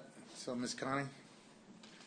So that's the first slide. So if you look, if you go to the next slide, Connie. Okay, if you look at that slide, that shows you everything that the community services inland parks has, I guess, management of. Okay. So there's about 30 items there. There's maybe one or two missing, but we were able to put it. And if you look at the legend on the right-hand side, the green things are going to be parks. The blue things are going to be our community centers, and the red things are other things that we're just happen to manage. So what I want to show there is from Flower Bluff all the way to Agua Dulce, all the way to Bishop, all the way to over there off of 97 and Davis Lane over there in Sandia, or as they call it, Los Escondidos as well. We're throughout the whole county. We have a workforce that jumps from project to project to project throughout that whole area. So this presentation is just, I know that we see things in little bits, so I'll take Commissioner Jag to his sites, and I'll take Commissioner Hernandez to his sites, and we'll go with Commissioner Mares to his sites. But the true picture, or the whole picture, is this is what community services does, and inland parks. We're a general fund budget, so we're not subject to any road where we only have to work on the road, or we're not limited to anything. In fact, we've gone to Port A and on our other projects. Next slide, please. So this is where I'm starting. I'm starting with Hazel Baysmore. It's one of our bigger parks, and it's a beautiful park. Next slide, please. These are some of the things that we are looking at for that park. Going from trails to ponds, as Commissioner Hernandez says, this is a very beautiful park. There are so many trails within it that you can't really Thank you, Connie. Look at all the trails even within a week. We have the Kimmel Trail that you head up. That was the bonfire. He died in the bonfire over there in Texas A&M. That's here. He was a scout that was here as well. So these are the improvements we have for this area. I know that we're not looking at all the improvements as far as funding them, Judge, but I want everybody to be aware that these are things that people have asked for within the facility. Next slide, please. Has that park ever been a recipient of a Texas Parks and Wildlife grant? Actually, yes. We've done both Texas Parks and Wildlife and bays and estuaries. Got it. So the walking trails and some of the boardwalks that we have built are bays and estuaries and Texas Parks and Wildlife. This is over there off of Haven Road. This is the Lyondale Park.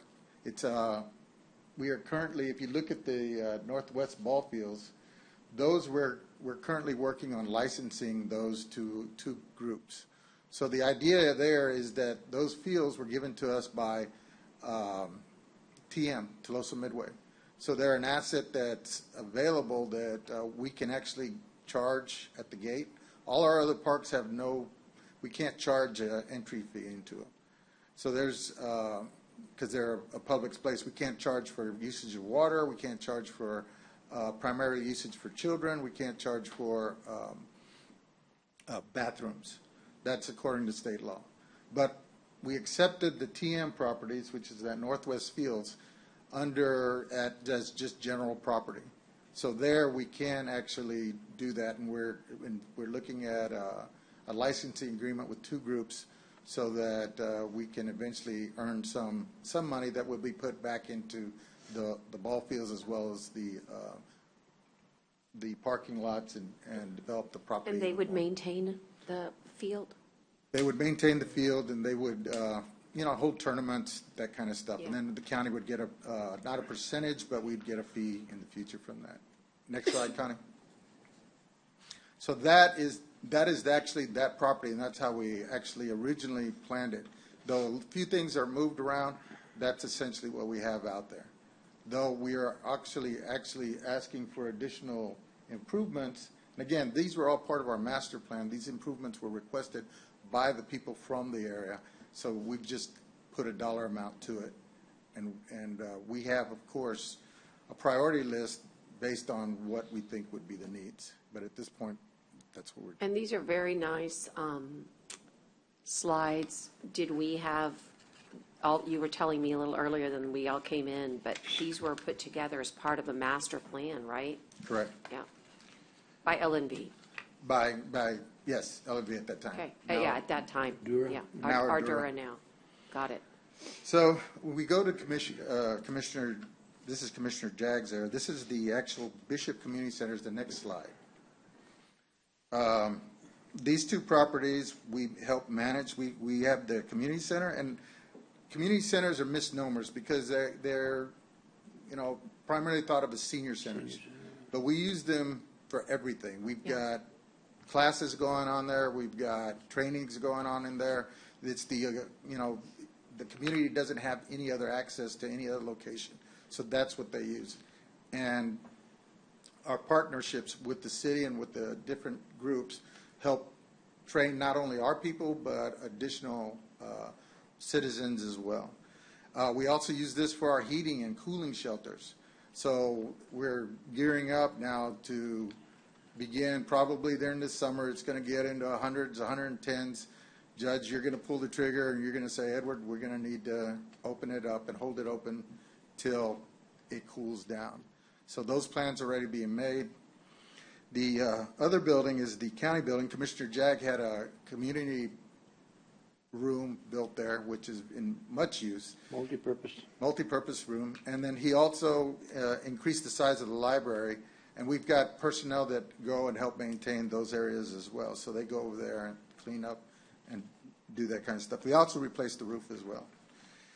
The next slide is also in Bishop. It's Amistad Veterans Park. I should have said that, but these are some improvements. I know Commissioner Jagg is making some improvements to the facility, but we'd like to make additional improvements that would engender better use of the park. The park is highly used right now. We're looking at developing the ball field. We've got some other items that we are working on now with the Commissioner to redo the basketball courts. We also want to redo the walkways. We want to add lighting, additional lighting into the facility. This is one of our first parks that had any ADA equipment. So we have playground equipment that's specifically for ADA children. So, this is one of our prides. We've got a really nice hand-drawn monument there to veterans. That's veterans of all wars. So, this is one of those facilities that we really like to shine. Next slide. This is Banquete Park. So the Banquete Park, on this slide you'll see our community center and the Banquete Park. So the community center there is the same as in Bishop. We get use from the neighbors. I mean, they have a quinceañera, they'll have parties. This is the only facility within 14 miles or, without going out of town to where anybody can have events. So it's, again, training, food bank, everybody works out of this facility. So the next facility, the next slide, please, is our county park. So there, we've made some improvements. This was $1 million grant that we got with Betty Jean at the time, but was finished by Commissioner Jagg. So essentially, the school needed ball fields, so we helped them build out their 2 ball fields, the girls' softball field and the boys' major league, hardball field. And then the 2 additional ball fields that are there are for the little leagues that get to play there, and we have the open field for football practice, and we have little, believe it or not, soccer teams that go out there and play, soccer being the big sport. So what we have here is the final product. We have portions of it that are built out, but we'd like to complete the build out The original project was 1.5 million that we spent on lighting and the original walkways. We do have a bathroom there. Interesting fact is we have 14 bathrooms in our building schedule that we have to maintain on a daily basis. We also have a Veterans Memorial. Veterans Memorial, I'm sorry about that, Commissioner. Yes, a Veterans Memorial that every Veterans Day or we push our flags up and we make sure that it's taken care of. The next slide is our facilities in Agua Dulce. So we manage the David Berlanga Senior Center, again, another center that is open for the community where they have dances, parties, that kind of stuff. And of course, training. We have the Opal Yance Park. Opal Yance used to be a really nice senior that we loved, and the Commissioner's Court was gracious enough to name it after her. We also have the Agua Dulce building. We share our personnel with Public Works to maintain both that building and the community center. That person also serves as a route driver for us for our meals routes. We tend to serve about 60 to 80,000 meals. There's actually right now 2,000 people on a waiting list with the state in order to receive our meals. The next slide is Bobby Ray and Opal Yance Park. Edward, we also have a Veterans Memorial Park there. Yes, sir. In Agua Dulce. So we probably have one in every park in every community. It's not a big one, but it's kind of a half size of the one in the Banquete. It was the request of the local community because they wanted to hold their ceremonies right there in the park.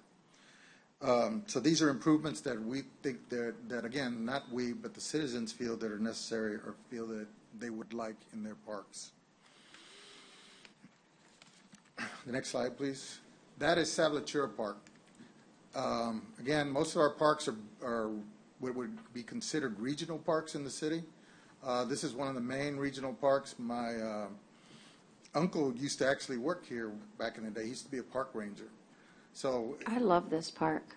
This is this is one of my favorites. A very beautiful park, Beautiful. very nature-oriented, and we want to keep it that way. But we'd like to make some improvements. So, next slide, please. And there's nothing around there, which is nice. It's like the other ones always feel, this one has a real sense of nature. Yes, and we've got scout projects that if you go through, you'll see the names of trees, and you can look it up. The only thing we'd like to add would be like a QR code to Sure, to get it on the apps.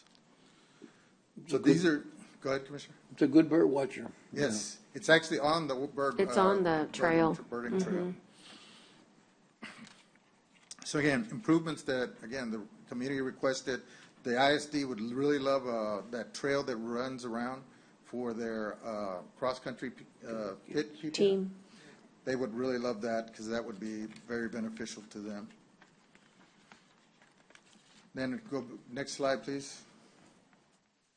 This is Ortiz Park. This is one of our heavily used parks. So on any given day, you can probably see about 2,000 people in the park.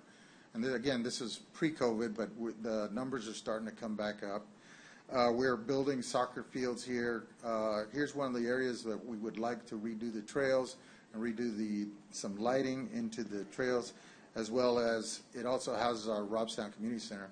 Commissioners, I'm more than sure that y'all have been invited to our event that's coming this next Friday, which is our Father's Day event. I hope to see y'all there.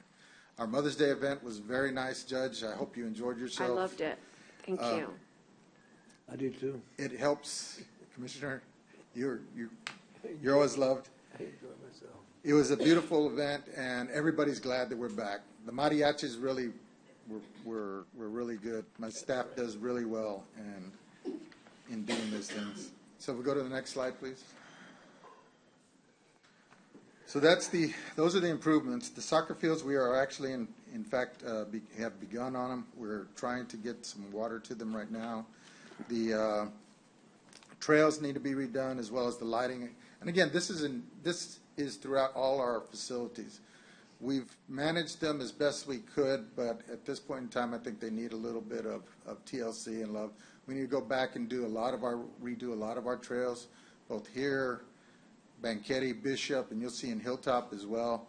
A lot of the trails need to be redone. A lot of the parking lots, that's one area that are really sticky, that all need to be resurfaced and refixed. So you'll see a lot of that in here. Next slide, please. 83 yard is our yard. That's where we store all our materials, and it's on the County Road 83 and FM 624. Public Works also uses it as a storage yard. You'll see some of the material there for roads in the area. Next slide, please. This is one of those facilities that we would really, really need help with. Our Driscoll facility is actually older than I've been in the county. And I've been in the county going on 34 years now. Yeah. My father, this actual building, my father actually helped get for Banquete. So this was in Banquete before the new building was built, relatively new building was built. So that new building was moved to Driscoll to see the need. So the building has been reconstructed various times throughout the years. We'll redo the flooring, we'll do the sidewalls, we will redo. Again, issue of funding. It's seen its day. It's seen its day. I totally agree. For us, it's hard to follow the sheriff's department because you see all the needs that are in law enforcement, and that's one of the higher tier deals. So when you see this, I can understand it being harder, but this is one of those deals where this is the only facility within the community that they use it. The city hall, city council, they use the building as well as, again, the community, educational purposes, the schools. Sometimes they even hold court there. So bless you. These facilities, I can't emphasize within our communities are the only facilities that they have available for any type of use that other than, so that's why I'm saying that it's not a senior center, they're community centers to the max. We just used it in May for, what was it, Memorial? For a Memorial Day ceremony, yes. They had a Vietnam service memorial. So if we've got 600,000, and I think that's a relatively good estimate. We're looking at maybe a metal building. We're wanting to work with the city there. They're willing to put in some funding to relocate it. They would rather us put it on one of the corners, so it would work well for us to help rebuild if we got that facility redone. But you think maybe it's just time to get a new I think so. a new Yes, it place. is. I mean, I don't feel like New home place. this one is worthy of the 10th or 12th patch. Yeah, no, I agree with you. And the sad thing is that we have seniors that want to come to the centers, but that's their center. They don't, and we give them the option. We'll transport you to Robstown or to Bishop. No, they want to stay They want to close. stay close, exactly. That's their home. Well, that's why everything is connected, right? If you notice what the corridor is looking like, it's moving towards this area. If you could get some, regional infrastructure, you'd see more homes there, which would substantiate these types of centers. But you got to do what it takes to get the home builders there. Yes. And so, let me keep us on schedule. Our next slide is our Robstown Fairgrounds. So we manage the wetlands on the back, which is a very well-done wetlands. So in essence, what that is our sewer plant. So as people take care of their animals and they wash them in the wash racks, all the waste goes into those ponds. So we know that there was a problem with E. coli within that watershed. It's an impaired watershed. So what we tried to do as good stewards is capture all that. So that's why you see the first pond captures the water, and it's like a settling pond. And it's all natural. So natural, the sunlight, the animals, the fish, everything there helps break it down. Then it goes to the next pond where, again, it gets held until we get enough or quantity enough to where then it'll wash out through that sluice that you see in the back. And that's not TCEQ regulated? No. We actually had to go to TCEQ because it was a brown site because there used to be a well there. And we had to, they actually went in and got rid of all the, what do you call it? They remediated it. They remediated it, yes, ma'am. So, you know, we also have the fairgrounds field. I mean, that's, again, we spend a lot of effort trying to take care of that. And I had this discussion, commissioners, with the judge. So the issue is, you'll see that in our request, we've asked for additional personnel. In fact, we've asked for 12. We would like to be able to house or station people in certain parks, some of the major ones, like Amistad Veterans, like Robstown, like Hazel Baysmore, like Fairgrounds Fields, the larger parks where it would benefit us, because there's something to do every day. Right now, because of our personnel issues, the number of personnel we have, we're jumping from park to park to park to park. I think we're doing a very good job of it. All the parks are maintained, but there are issues that we have that we know. If you look at Fairgrounds, for instance, we make sure that all the trees that are around the facility and that are around the boulevard are cut. The palms are taken away, everything's taken away. But the rest of the facility, we have 80 trees there. I was there when we planted each and every one of those trees, are now 80 foot tall. We don't have the trucks in order to go in and clip them, cut them, or do anything with them. It's going to cost about $80,000 just to trim all those trees. You know, there's certain things that we can't do because we figure more bang for the buck. Yes, they don't look as pretty, but these are the other sites that actually need work. We have to make a decision when it rains. It rains everywhere. These are the parks that we're going to hit heavy first, and then we'll hit the other ones later because we need those people. So those are the decisions that we have to make. So we also work with Jason and his crews to fix up pieces of the fairgrounds. So we're also there to maintain fences and other things that we're able to prepare that are small and that we don't need to take care of. Next slide, please. So this is the Hilltop Community Center. So this, of course, is located in Commissioner Hernandez's precinct, and hopefully we get that new building. That building sees from 60 to 80,000 people a year in the building alone. And the reason I know this is because our site manager at one time, her name was Beverly Brock. She would spend every year giving out slips of paper to all the groups that met and said, sign your name here. Sign your name here. And they would, because they loved the facility. We have like 14 little Girl Scout groups. We have 15 Boy Scout groups. We have 10 Cub Scout groups. We have Zumba. We have the WIC program there. We have a lot of different groups using the facility on a daily basis. So in this scenario, we're asking for 3 additional people to help maintain this property. Because not only do we maintain this property, which is the buildings themselves, we also maintain the ball fields in the back.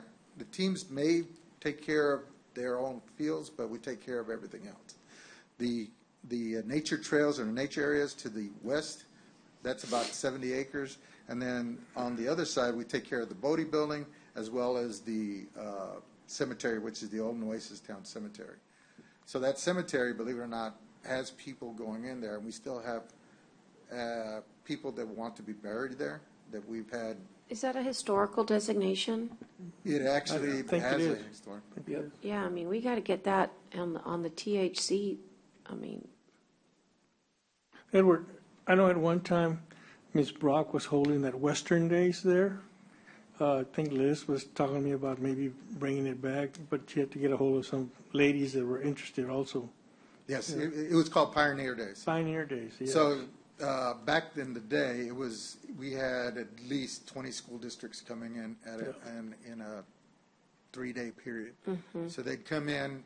What was there was all the ways that the pioneers used to do things. Yeah. So you'd have a pioneer cookout. You'd have a pioneer person making cloth.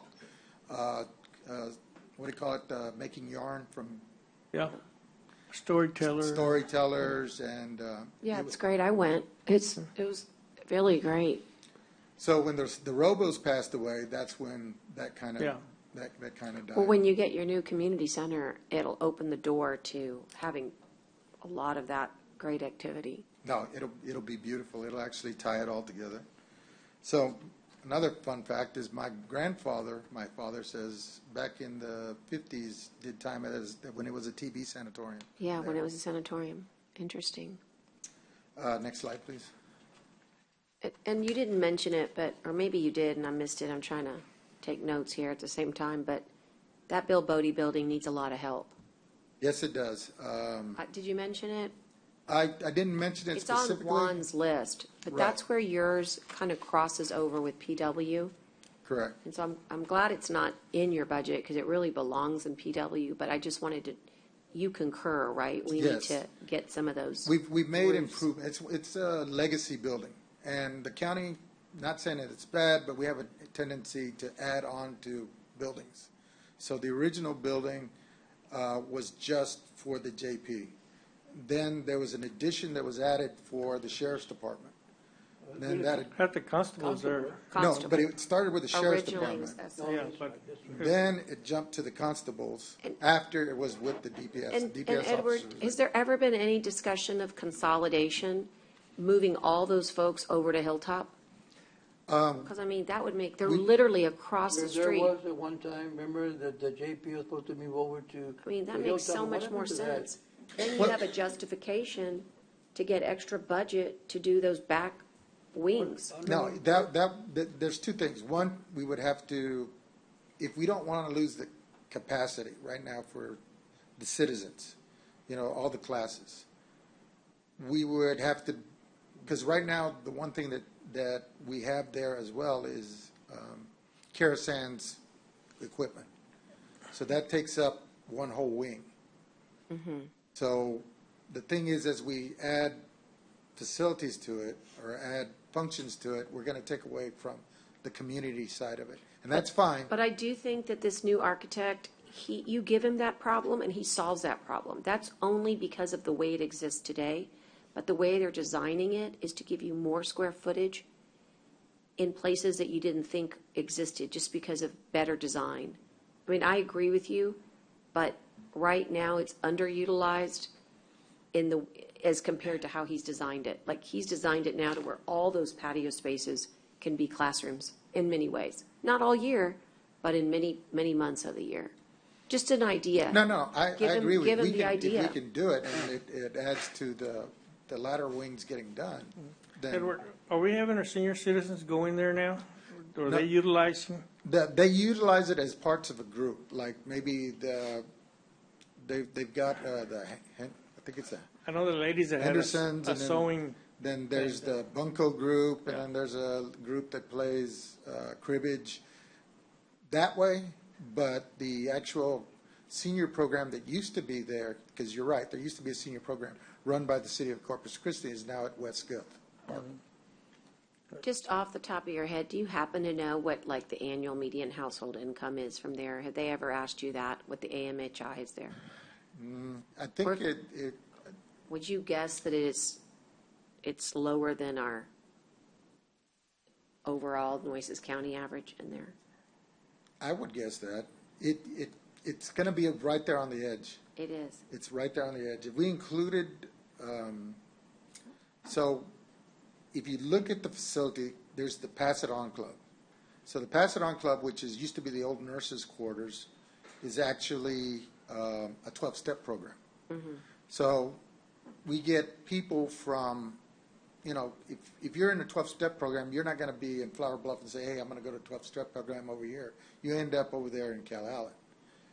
You end up there at the Hilltop facility because it's been run for many years, but it's private. It's behind Commissioner's office over there, and you know they take care of your needs in a very how would I put it? Very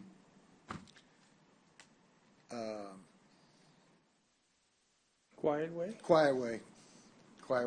I mean, it's used heavily. It's got meetings in the morning, at lunchtime, and then at the evening. It's heavily utilized, yeah. Okay. Next slide, please. So this is our Lone Oak Park. This is actually a joint park between the city and the county, and we're working with Lone Oak or Lost Creek? Lone Oak. Can you go back one, Connie? There you go. Okay, Lost Creek, Lone Oak Park is right there.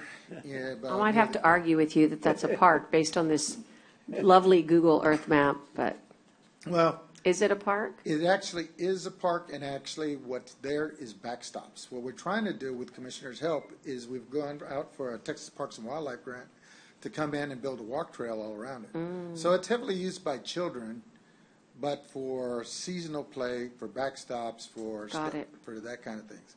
What we also would like to do here as part of that grant is we're going to put in a pond. So the pond will be two-phase. One will be a nice feature that you can walk around. Two, it'll help the community because you can see where that green line is. That's where all the water drains from 624 down through that park into the subdivisions. So it'll serve that as well. And as part of the amenities that we're going to add there, as part of the walking trail, we're going to add little workout stations. You know, it's maybe a push-up station, maybe a chin-up. And then we're going to also develop some of those fields a little bit better so that they can play ball. Do you have funding for your workout stations? Not yet? Not yet. So whose is this? This is Commissioner Hernandez. Hernandez? Well, I don't know. I'll have to think about it. Yeah, think about it real hard. I have an idea, but we're not interested in ideas, right? No, we're not. And I won't tell you. We'll find the money for you, don't worry. Yeah. Sorry, it's not hard to figure out. You just have to ask. Yeah, that's right. So, but Edward, I'll tell Edward where there's sitting money in the county coffers right now for that. It's absolutely eligible, and we need to work with you. How much do we pay for the? Because it's really not funny that you won't ask because it's very needed. Excuse me, Judge. And we need to do But you that. never tell us anything. When have you ever volunteered? I'm telling you right now, I just thought of it right this Until the second. last minute when it looks good for you. Hey, Edward, you know how much it costs Whatever. the ones that ADA compliance at Bishop? Oh, you remember the total cost on that? well, that was pre-COVID dollars, but I think you spent about $200,000 on the walkway as well as the workout stations. Because I know we did the same thing at the senior center. They're all ADA compliant. Yes, sir. Yeah. Everything now, of course, is going to be ADA compliant. Yeah. We'll get it. Thank you. Appreciate it. So next slide, please. So this is one of those, as y'all are well aware, as part of the county, you end up with parks that are not really parks because the same thing happens in the city, but the city decides they get a fee. So instead, we get property. So if someone is developing a subdivision in the rural areas, they have to set aside a piece of property to be used as a community park for those areas. And then in our case, the Commissioner's Court has to decide, yes, we want the property, or no, we don't. In the city, what they do, and that's how they ended up with 200 little parks, is because all these subdivisions had to provide a park, and so we don't want to end up with that. But this is one of those areas. This is actually Lost Creek Park. Basically, we just come in, we mow it. It has access to the creek that's there, which is Petronila Creek. So it's just the property that we mow. Now, we do use it if we ever want to do cleanups in the Wait. This is right on Petronila Creek? Right on Petronila Creek. So if you look to the left, we had to remove a boat. We had the county attorney help us. There was somebody abandoned a boat there, and we had it removed. So it's right on the creek. And what do you want to do here? We have plans for it, but it's such out of the way place. What we use it for is when we do cleanups or stuff in that area, we'll use it as a staging area. And how many acres is it? It's probably, I have it in the plan, but I would guesstimate it's about 2 acres. Oh, so it's very small. Yeah. It looks bigger. 2 tables. What's that? What's that building right down there? Is that's somebody's property home. Okay, so you're not fenced. No, You're it's just an open. Just an open area. That park is very secluded, right, Edward? But do you think it's worth the maintenance? I mean, is it utilized at all? I mean, us utilizing a staging area is not necessarily a public purpose. What do you think here? Is this important? If it's by the creek, it could be very important. It could be important, yes. If we develop downstream as we're planning on the ponds and stuff, it could be very important. To note, there's another piece of property that's not a park that's on the opposite end of that area. If I had, I don't have the map, but I'll send you an email or a text that Nueces County owns. That's just a big open area as well. And that's a slightly bigger parcel.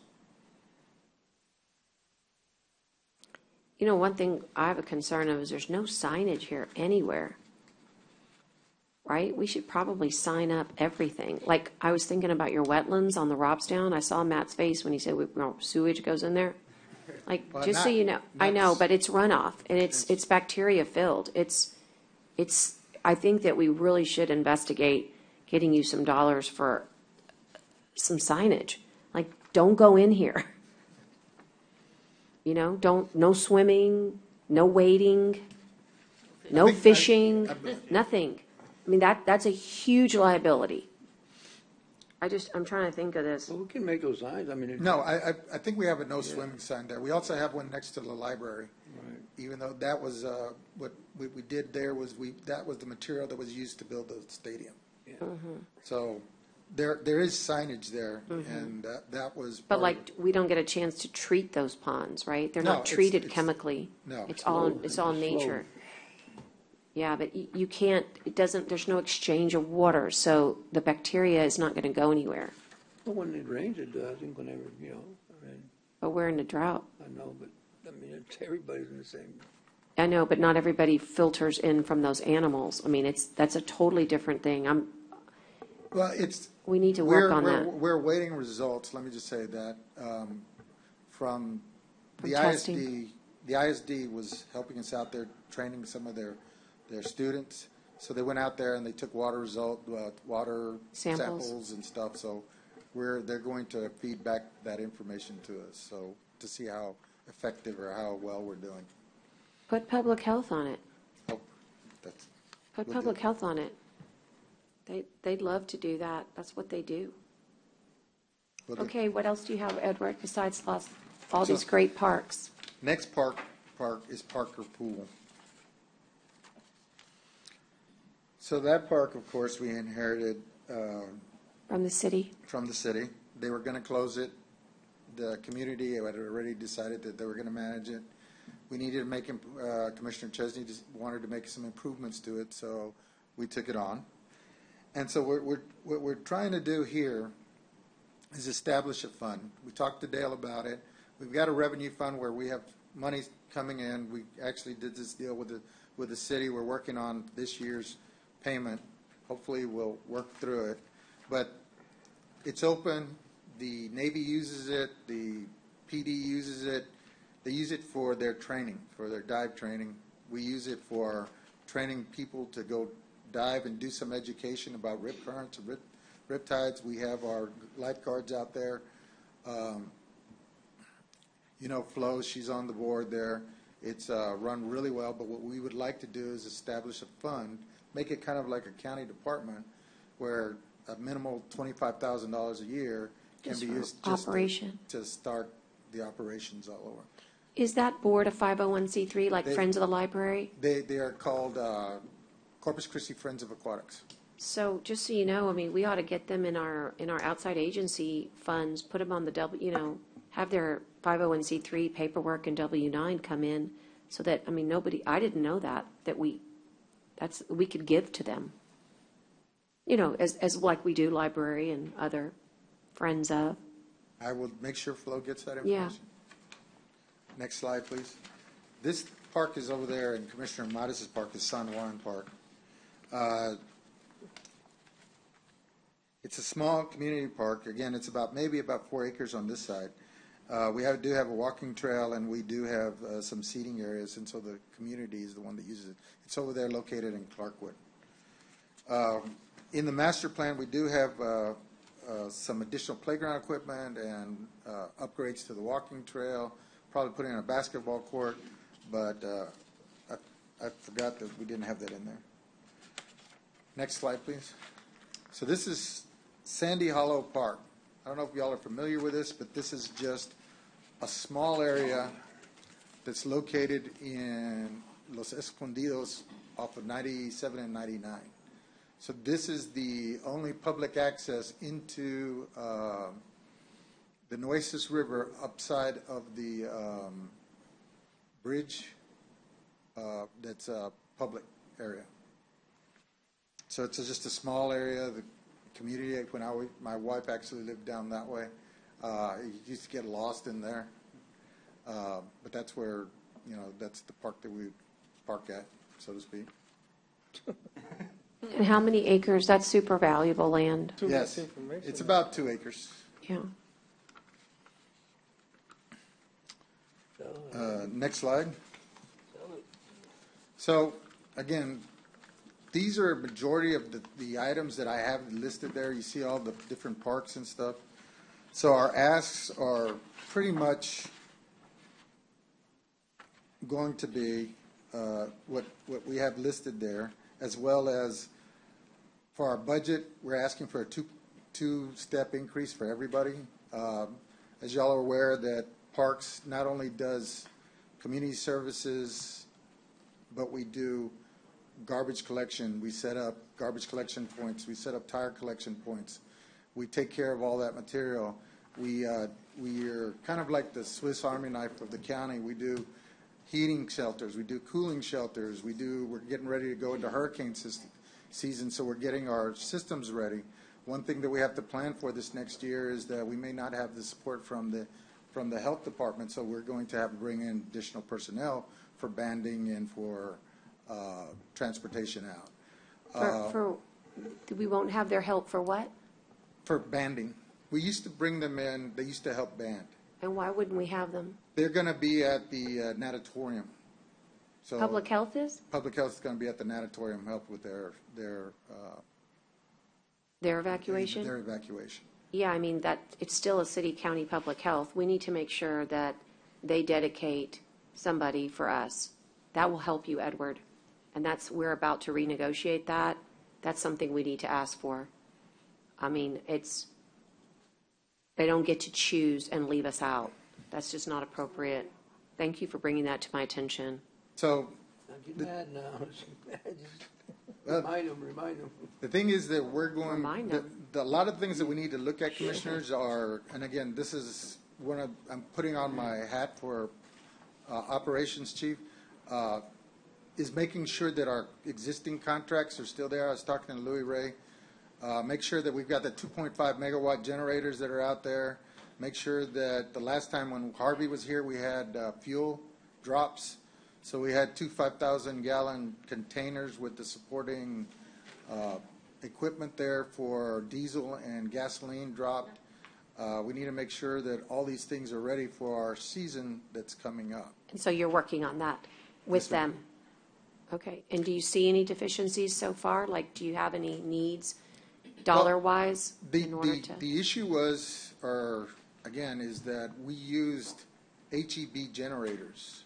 So I need to make sure that we still have that commitment from HEB during Hurricane Harvey.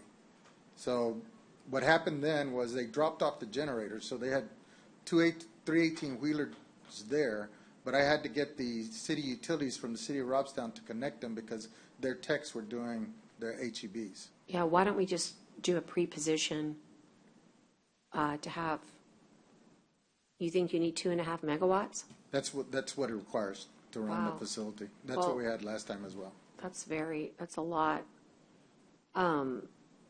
Yeah, I think we're better, I mean, you should ask, but unless they're going to guarantee, we should have a pre-position contract for, maybe for that, just so you won't be left high and dry. Yeah. So those are the things that we're looking at. So again, we're looking for additional 12 personnel to help maintain our park system. Some of that is, one is a planner, one is, of course, an assistant foreman, and then 6 2s and 6 3s type employees. All our employees have been trained. So at the height of the COVID, we had 5 teams out. We were in support of the health department. We were on our own support. We also supported 2 teams from the National Guard, and we did both vaccines. We did also swabs towards the end there. We've got, in my opinion, a record of 1,135 people swabbed in less than a day. Versus when we were with the Guard, we had 2 teams of 37 people each with 1,200 swabs being done at that time. So, my teams are very well organized, very well trained. We trained them in shelter management. We've had exercises with not only live exercises, because we did the freeze, where Thursday we flipped our teams from doing COVID shots and nasal swabs to going to the fairgrounds and running a 12-hour shift through Sunday, from Thursday through Sunday, for that small freeze that we had this last time. We had about 64 people within the shelter that were brought in from not only our local areas, but also from the city of Corpus Christi, and we helped manage all that. So our skill level on our teams is very, very high.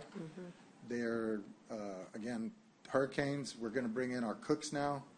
What we found out, lessons learned from Harvey, was we didn't have enough cooks. So we're going to bring in our cooks to shelter in place. When Harvey was there, we had over 400 souls there on the platform, without counting the Coast Guard. And I was the IC above all of that while we were there.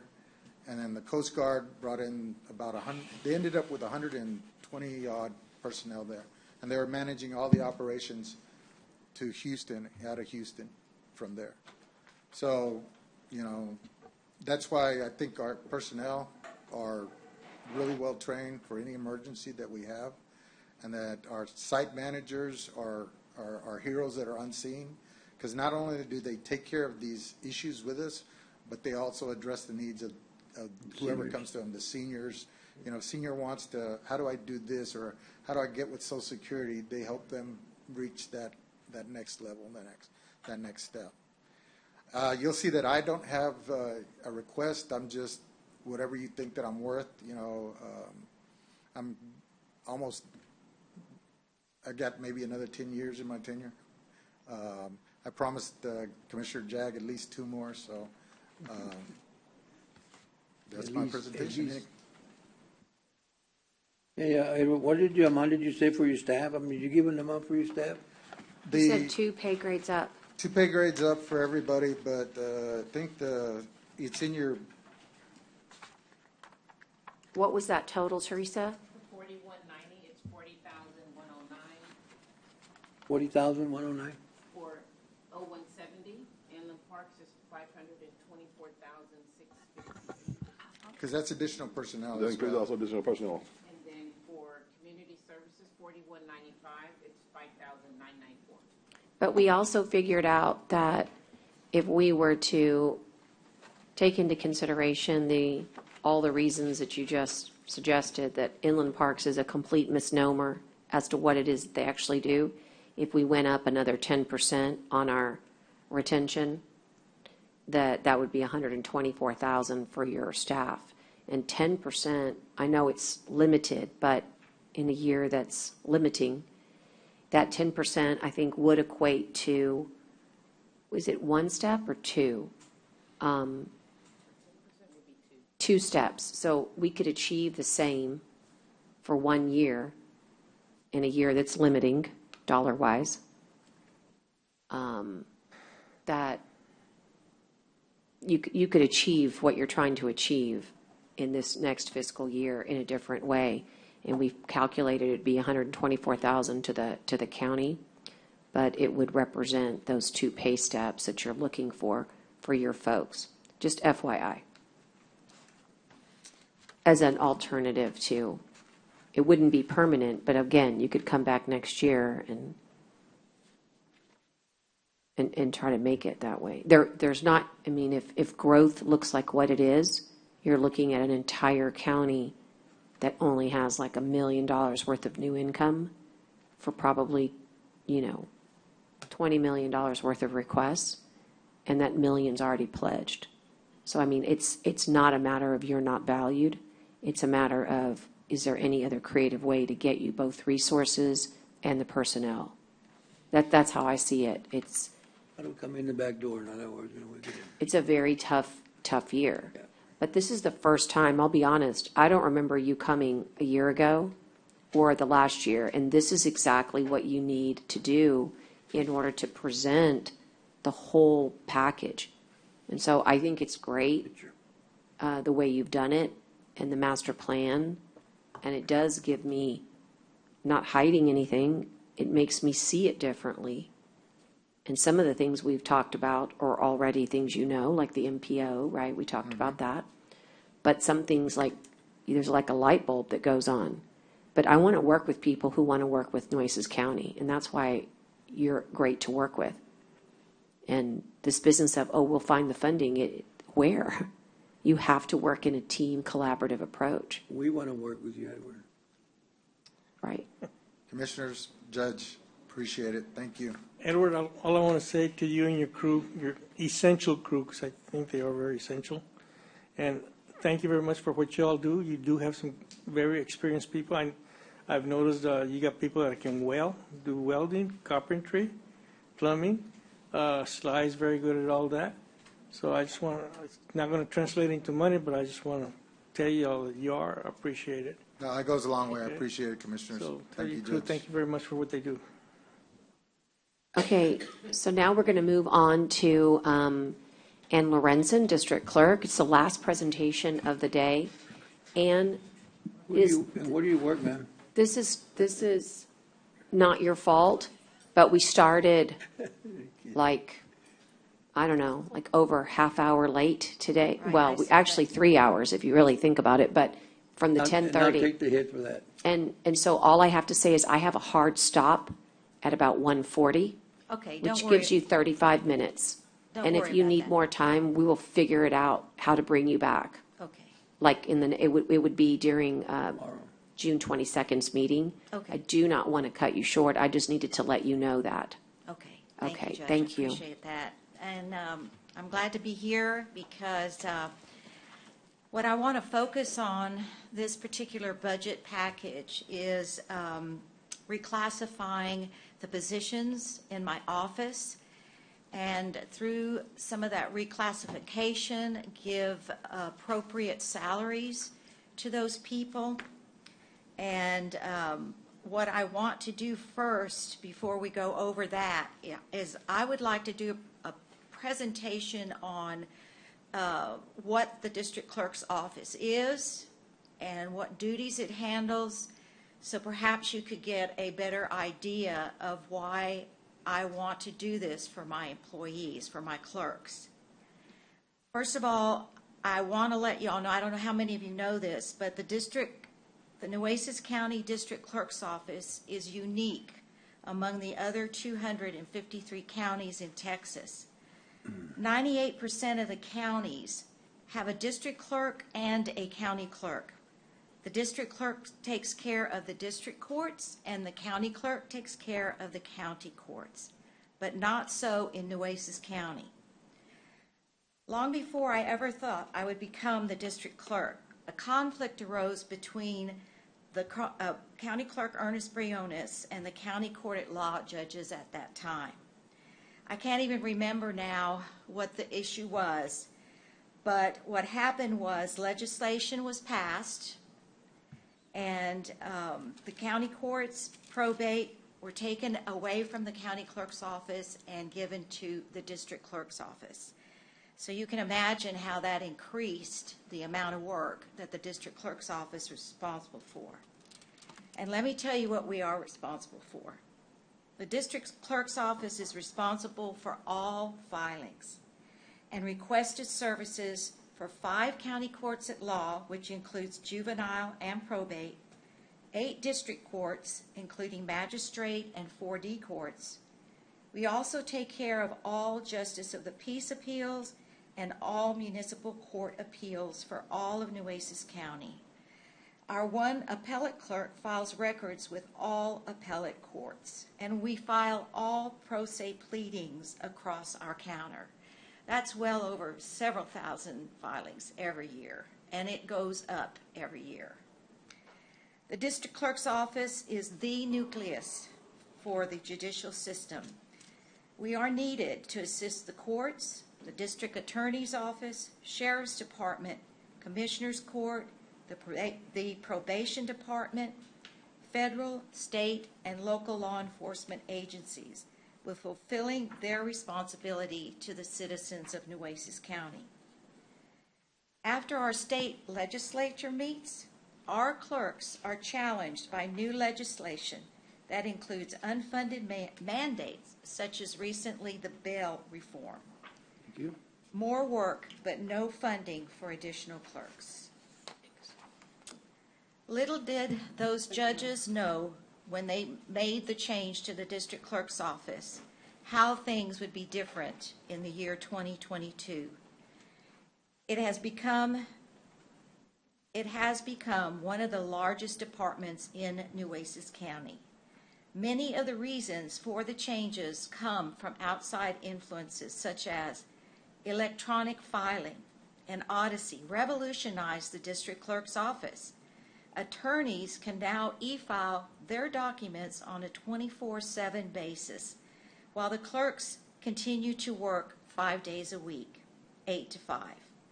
Odyssey became the new file folder, and clerks are now educated on the standards that must be met to accept those e-filings, load them into Odyssey, and get them to our court clerks and to the court.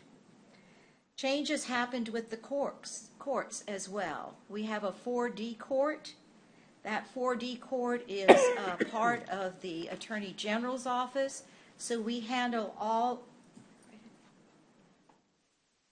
the e-filings from the Attorney General office, and that's hundreds and hundreds of e-filings, opening those child support cases, closing those child support cases. In fact, we have a 5-year contract with the Attorney General for doing that. Our growing population increases the number of court filings, as does any increased filings from the district attorney's office. During COVID, we had 3 grand juries going. No trials, but we had 3 grand juries going. So we had indictments and informations more than we've had to handle during COVID. So that when all of this happens, I have to use my overtime. I have to use it so that we can stay up. Throughout the COVID pandemic, the district clerk's office stayed open, and my employees came to work. We did quarantine 4 times, but as soon as our test results came back negative, we returned to the office, exposing ourselves, but we came to work because the courts don't stop, and we cannot either. We have to get our work done. Even our court clerks were up there in their courtrooms working. The judiciary continues to hold court through Zoom, and attorneys kept filing their documents. The jail is filled with inmates needing to be processed, and the public is still filing court documents across our counters. Every clerk became essential during that pandemic. I know there was talk of non-essential and essential, but not in my office. They were all essential. We became a team. It was wonderful to see that COVID could produce something very great out of that, and that was to see my clerks come together and work with each other and work with Lil and I as a team during this time. You can see the importance of the district clerk's office, but without its clerks, this office would be in disarray. The clerks receive extensive training and continuing education. When I go to the conferences that we have in our region and also in the state, I just don't go for myself. I go for my clerks. I come back with the materials and the information so that we can stay current, because things change all the time.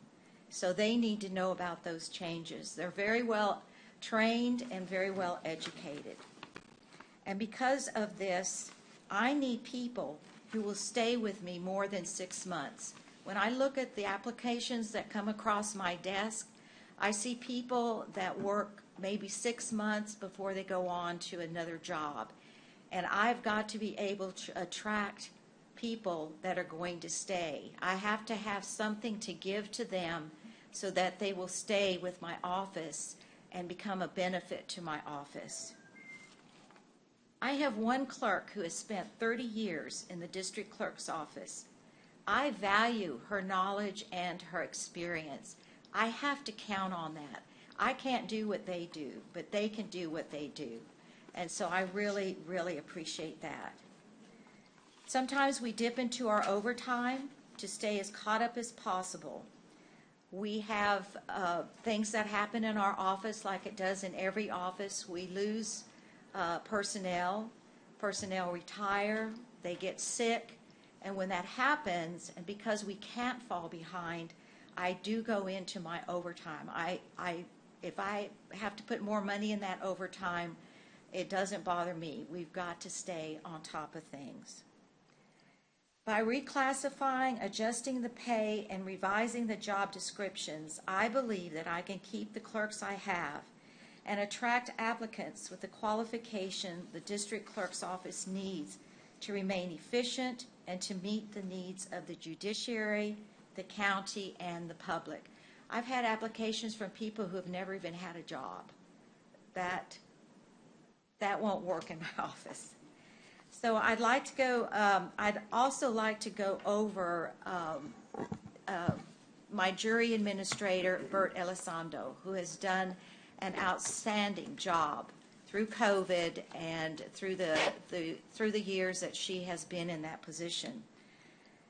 I am asking Commissioners Court to increase Bert's salary because, number one, she is a department head and she is not being paid as a department head. She has her own budget. She has people that she supervisors, including the employee we have from the Sheriff's Department. And her job duties have changed. COVID changed the face of the jury 100%. Bert and Judge, and I'd like to tell you that background because I don't think a lot of people really know what has happened to jury duty since we had COVID. And I don't believe it'll ever go back to being the way it was before. And honestly, it's working great the way that it is set up. And I think we can continue with jury duty no matter what happens. I think what we have now is comfortable for people, it's safe for people, and that's really what they want. Bert and Judge Watts worked hand in hand to implement a plan for resuming the in-person trials. The counties just couldn't decide one day I'm going to do in-person. They had to submit a plan to the Supreme Court of Texas and the governor, and that had to be okayed before they could do that. So after we were able to get that okayed, we began to work on the things what we thought we had to do to try to implement the plan. And social distancing was really the elephant in the room all the time. How are we going to socially distance? How are we going to choose all of these panels that are needed by the court? How are we going to do this? Well, We got Tim to come down with his little handy social distance marker, and we found out that the central jury room that used to hold hundreds of people could now only hold 83 people. And so that was what we had to work around, how we were going to do that. And something that had been being used but not all the time was the application of our online jury impaneling. That came to our rescue, because what we were able to do, and we had been able to do with online jury impaneling, was create one jury panel for one judge online. They would answer the questions online. They would be qualified online. So they didn't have to come to the central jury room. They could go right straight to the courtroom. And so we took that application and we set it up the same way. Our jury summonses would go out, but they would go out to people. They would go out, but we would select the jurors from whoever came back online and filled it out. We would choose them and send them a text to tell them when to show up and what court. Now, the rest of the people that we summoned, we were able to use the text message to send them a text and tell them not to show up. That was another feature of the jury management programming that we had, was text messaging. And we have used that continuously throughout this process. So even if people came in, we were able to go ahead. If people didn't get a text or whatever and they still came in, we were able to have them enter their information on kiosks and be assigned to that court if the judge wanted some extra jurors on that day. So that's what we've been doing, is we have been sending our jury summons out. We have been paneling a jury for a court through the online system and being able to text those people that sent us their phone number not to come in, even if it gets canceled, not to come in. So I think that the online jury will be able to go into the future with that. And through all of that, Bert has handled everything. She did the implementation. She did the legwork for the implementation. She is faithful in contacting those juries, making people comfortable, keeping them socially distanced. My staff did put themselves out there during COVID to make sure that the jury was handled, that people got where they needed to be. And so I feel like she is more than worthy to receive a salary befitting what she has been doing for the last year or so.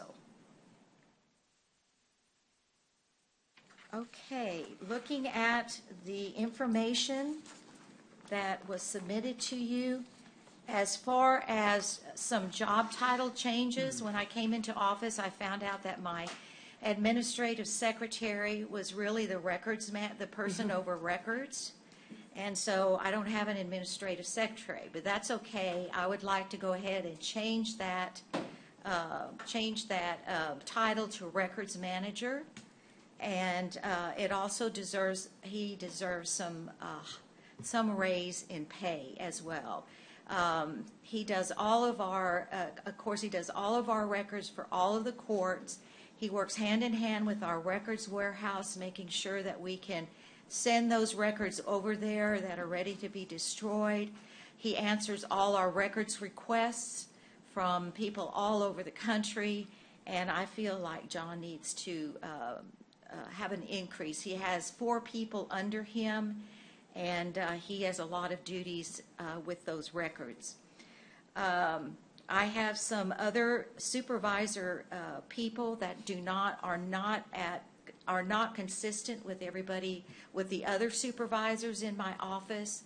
So I would like to make sure all my supervisors are being paid at the same salary.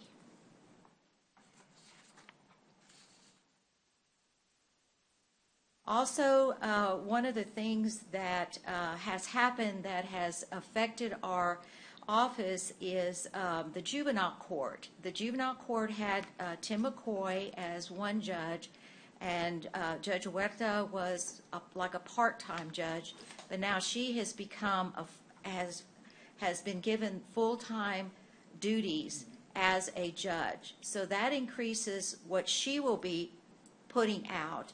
So I'm going to be needing another court clerk to handle now all the paperwork out of juvenile.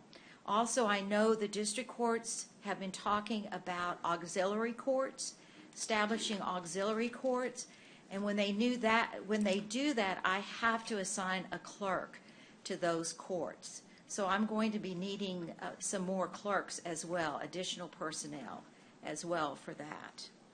So I have a request in for that. And then I have some other personnel that need to be reclassified. I have a senior clerk 1 and a senior clerk 2 that are working in bookkeeping, and they should be reclassified to accounting assistants. Also, I am looking at all of my court clerks, because these court clerks, the roving court clerks that we have, although they work in every court, misdemeanor court and county court, misdemeanor court and district courts, they are not paid the same as a regular court clerk that is assigned to one particular court. So I have 4 of those, and I would like to see their pay pulled up to the beginning pay raise for a county court clerk. And for the rest of my clerks, with the increase in some of the additional funding mandates from the state legislature, they have had to take on more duties than just court clerk duties, and so I feel that they need to be paid a little bit more than what they are now. I can't lose these experienced court clerks, so I would really like you to consider. Are these, let me ask Teresa or Dale, are these clerks, if we change one, we change them all? That's correct? Well, these are at a different level. These are not your senior clerks or your senior clerks too. These are So actually it's a- assigned court clerks, so these are the only ones. defined. These would be the only ones there. Okay, yes. thank you. Okay, Ann, forgive me. Okay, that's all. Plus, I'm going to let you all know I'm going to be redoing the job descriptions to match any kind of a raise, because I think it's been over 20 years that these descriptions have been changed. And a senior clerk, which is as a beginning clerk in my office, that job description is standard for the entire county.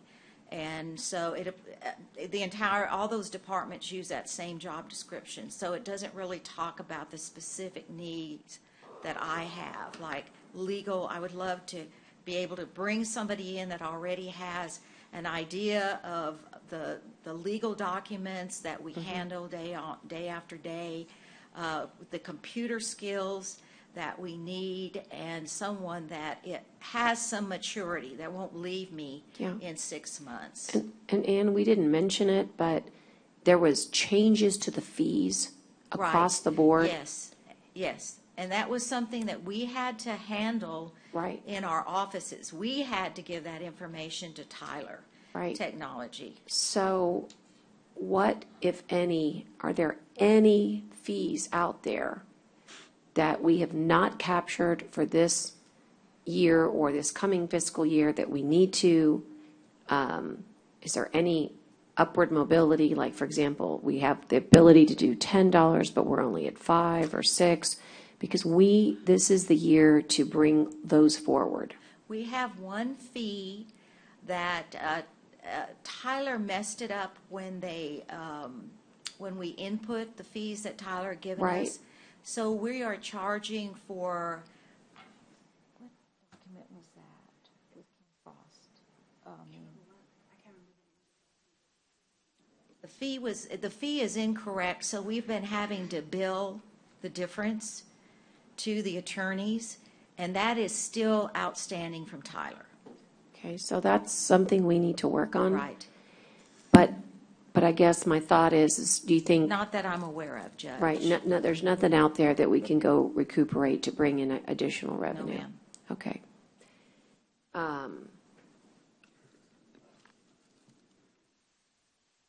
That's really Yeah, it, yes, but yeah, okay. I have come to find out that I have an awesome district clerk's office, and they do so much Yes, you do. for the county and for the citizens. Well, and no one, I mean, you did a No one great. knows. Nobody knows, and you did a great job of explaining it, but no, I've never heard anybody really do such a good job Judge. in that time frame. But to really make everyone understand, on a dime, we literally went remote on every court and every supporting services for those courts. And we just kept doing it. So there was no time to do the attaboy, but you guys really did amazing work to make that happen once we deployed, hey, here's how we're going to do it. Well, the laptop saved us. Yeah, they did. Those iPads We- saved us. We could at least take those home Yeah. and keep e-filing. We couldn't print We out couldn't or print. scan, but that helped a lot. Yeah. But you're right, we just moved up to several notches. Right. Plus very all the quickly. CGIS work that you're Right, doing. I yes. don't know if we mentioned that, but has it helped that we got you a CGIS Yes. extra because hands on deck there? Bill can let that go and work on other projects. That's good. And Right. I know you kept us up to date a week ago. We were at 89%. Has it moved at all, Lily? Judge, we're still at 89%. We're still at 89? Okay. 89%. So, I needed to get through this week, but by next week, I think we need to round table again and get us over that 90. We ought to set an internal date of, July 1 or first week of July. We can meet 90%, but I want to make sure that we are at 90% by August 1st, because Right. that is the Right. date. And I is don't want August to, I don't 1st. want to risk it, so I'm telling myself earlier. Judge, I'm working as hard as I I can. know you are. It's I'm- only, you're one side of the coin. Right. I was looking at your staff, like the sheriff department. I can't believe I'm still seeing 30,000 there, 31,000. Is that your entry clerks or what? They're still coming in at 30,000 or 30? Yes, it's gone, I'm it's going gone to up. say, you all have done a great job in helping us with increases, and I really do appreciate that. But we are still below $15 an hour for our entry people. And I've lost, lost two back-to-back e-filers because of It's that. like we told the sheriff too. I mean, it's like, we need to look, that's what we need to look at more, the entry level, so they can actually start going up faster, but I think if you're doing the job descriptions, I think that's where you need to really Oh, yes. work on to try move the other ones up, but your entry level people need to come in at, 32, 33, so they can stay, or maybe more, I don't know, but you talk about $18 an hour, so. That's my clerks that have been here for a long time. Well, yeah, so I'm saying it should be your entry level at 17 or 18. Right. So, something to just think about. Okay. Thank you all very much. Ms. Ann, and I agree with that. Being a former employee of Nueces County, I know how underpaid our employees are, Yes. and I agree they should go up. I just wish Thank you. that we had this clamoring a decade ago, because that's what it takes in order to move the needle. Because if you think it's bad today, it was ridiculous in 2019 when we came in together, and we made those. Nobody's blaming nobody. Oh, I am. I'm blaming because you shouldn't blame. I mean, absolutely, we've gone absolutely. Up, we've gone up as much as we can. Nope, We've that's worked not how it together. works. I think we need to do better. But I'm saying, you're always trying to throw a rock at somebody else. And it shouldn't be that way. We call that here to do the accountability. report. We ask the questions, and that's it. We try to help as much as we can.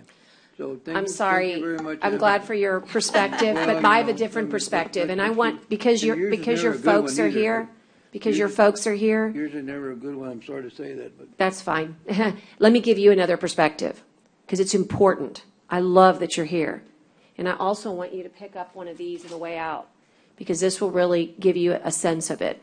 But when you go out there and you understand what we're faced with, know this, that a decade happened here where you went from 42 cents down to 30 cents. 42 cents per $100 valuation. So this isn't about saying you're bad or you're good. This is about understanding that there is a reason why this county has so little to work with. And then once we got into that 30 cents, then the legislature said, hey, we think we need to we need to place caps on cities and counties. So now, even if you were in a traumatic situation, you are limited by 3.5%. So you better believe that I'm going to stand up and say that we did wrong a decade ago when you were at 40. If you had had 42 cents, if you had kept it stable, 42 cents with the growth that we've seen in the same period of time, it would be monumental dollars for our county. So it's not about, keeping a score and being angry. It's about understanding that you better believe there's a reason that none of your folks are able to have the dollars that they need. And when we came in 2019, these same dollars were at $11 and $12. Yes. And we moved them all the way up to 15. And let me express something that's also super important, is that when you move senior clerks up, here's the dilemma. Then that one goes from 15 to 17. So let's say that pay grade is... It works. You have to move everybody else up. Otherwise, there's no separation between the supervisor and the person they're supervising. So it doesn't just take the dollars here. It takes these dollars that are incremental in order to move them up. So this is something that, again, you absolutely have to call it out. It is historical neglect of understanding what a living wage is. And now, all of a sudden, we want to catch up from 12 years. It's so difficult with revenue caps. And there's some people, philosophically, that really, and we have to understand it in inflationary years, where they say, hey, we don't think that we should be able to go any higher than the effective rate. And why is that? Well, that is because if your appraisals go up by 20%, right, and we keep the same tax rate, you're getting a big tax increase. Even though we're not raising your rates, the appraisals force that. So what do you have to do? You have to take down, in order to make this not work, if you want to come this down, you take that 30 cents and now you bring it down to 25 cents in order to tackle your property tax situation. So, yeah, I'm not going to keep quiet about this. There was terrible decision-making made at a time where we were under historical growth. We could have been incremental, 1 cent, 1%, 2%, 3%, and that's not what happened here. And now we're all paying for it. And there are ways to tackle it, but it doesn't happen in 1 year. But what I'm proud of is that through these budget workshops, we show the people and this court the great need. The great need. And we've got to figure out how to create phased-in approaches over time. But I think that what you guys do is so underrated. Yes, it is. It is so Everybody's underrated. in the county. What you do is really underrated. Yeah. So we appreciate the workshop. But yeah, there is somebody to blame. And Yeah, Judge. and they're not here anymore. Judge, I think there is.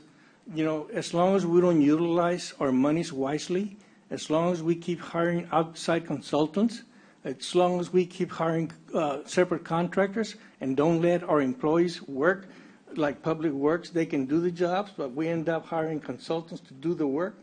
That takes a lot of the money, okay? So that's where the fault is, I believe. Bad spending, bad management. What's interesting, it sounds like, well, I'll let you take your guess on who you think understands the math better. let's go ahead and go. We've got Thank you, ladies. 130. Thank you. Go ahead, Teresa. The auditor passed out a document, you might want to read. Is that, what was that for, Teresa? Is that This is a comprehensive document. the one we had already come before us already? I was asked to provide y'all a list of all the requests of every department of the general fund, showing you what's been requested. These are their requests. There are not any adjustments to it. And if you go back to the third page, you'll see that the total request for the general fund is $4.8 million. If you go to the next page, it's showing you all the requests for a personnel cost. There's 28 new positions requested at $1.3 million. There's 150 reclassification requests at $979,000. Now, these are just a request. The last page right now is showing you what I know of budget challenges. These are our continuance pay, our collective bargaining agreement. Our retirement is going down because our rate's going down, but this is something we needed to work with when we go through the process, because I've already had a meeting with our retirement company, and they're saying that this year is going down, and it's going down a good amount. However, next year expected to go up a significant amount. So do we want to take the entire savings this year and have a big bump next year, or do we want to kind of factor this in? So that's kind of some other stuff. And we know that our debt payment to the Bank of America goes up slightly every year, and that's a small amount. So right now, my budget challenges that I know of is $481,463. This is just a summary of the general fund. My staff and I will be going through each of these departments and try to narrow this down to what is actually really, really needed and not wanted. Yeah. And once we get this, and you'll start getting more information in June and July when we start doing our budget workshops. But right now, I was asked to give you a rough list of what is requested and what we're at. Got it. So this is really, this is really the needs and not. No, these are everything they've requested. Okay. Just request. Yeah. Okay, I got to roll. It's 1:40, and we're done for today. And we've got a July catch-up in case we need to do a catch-all, right? But does this mean that we've concluded all of those? Yeah, so I just want to point out that there were, how many that we've done in the last 3 days?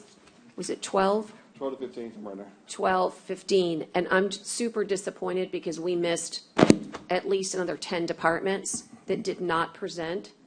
And I don't understand that. I think that that's a real shame. And it's also not helpful because you're not catching a lot of that detail that you get during budget workshop.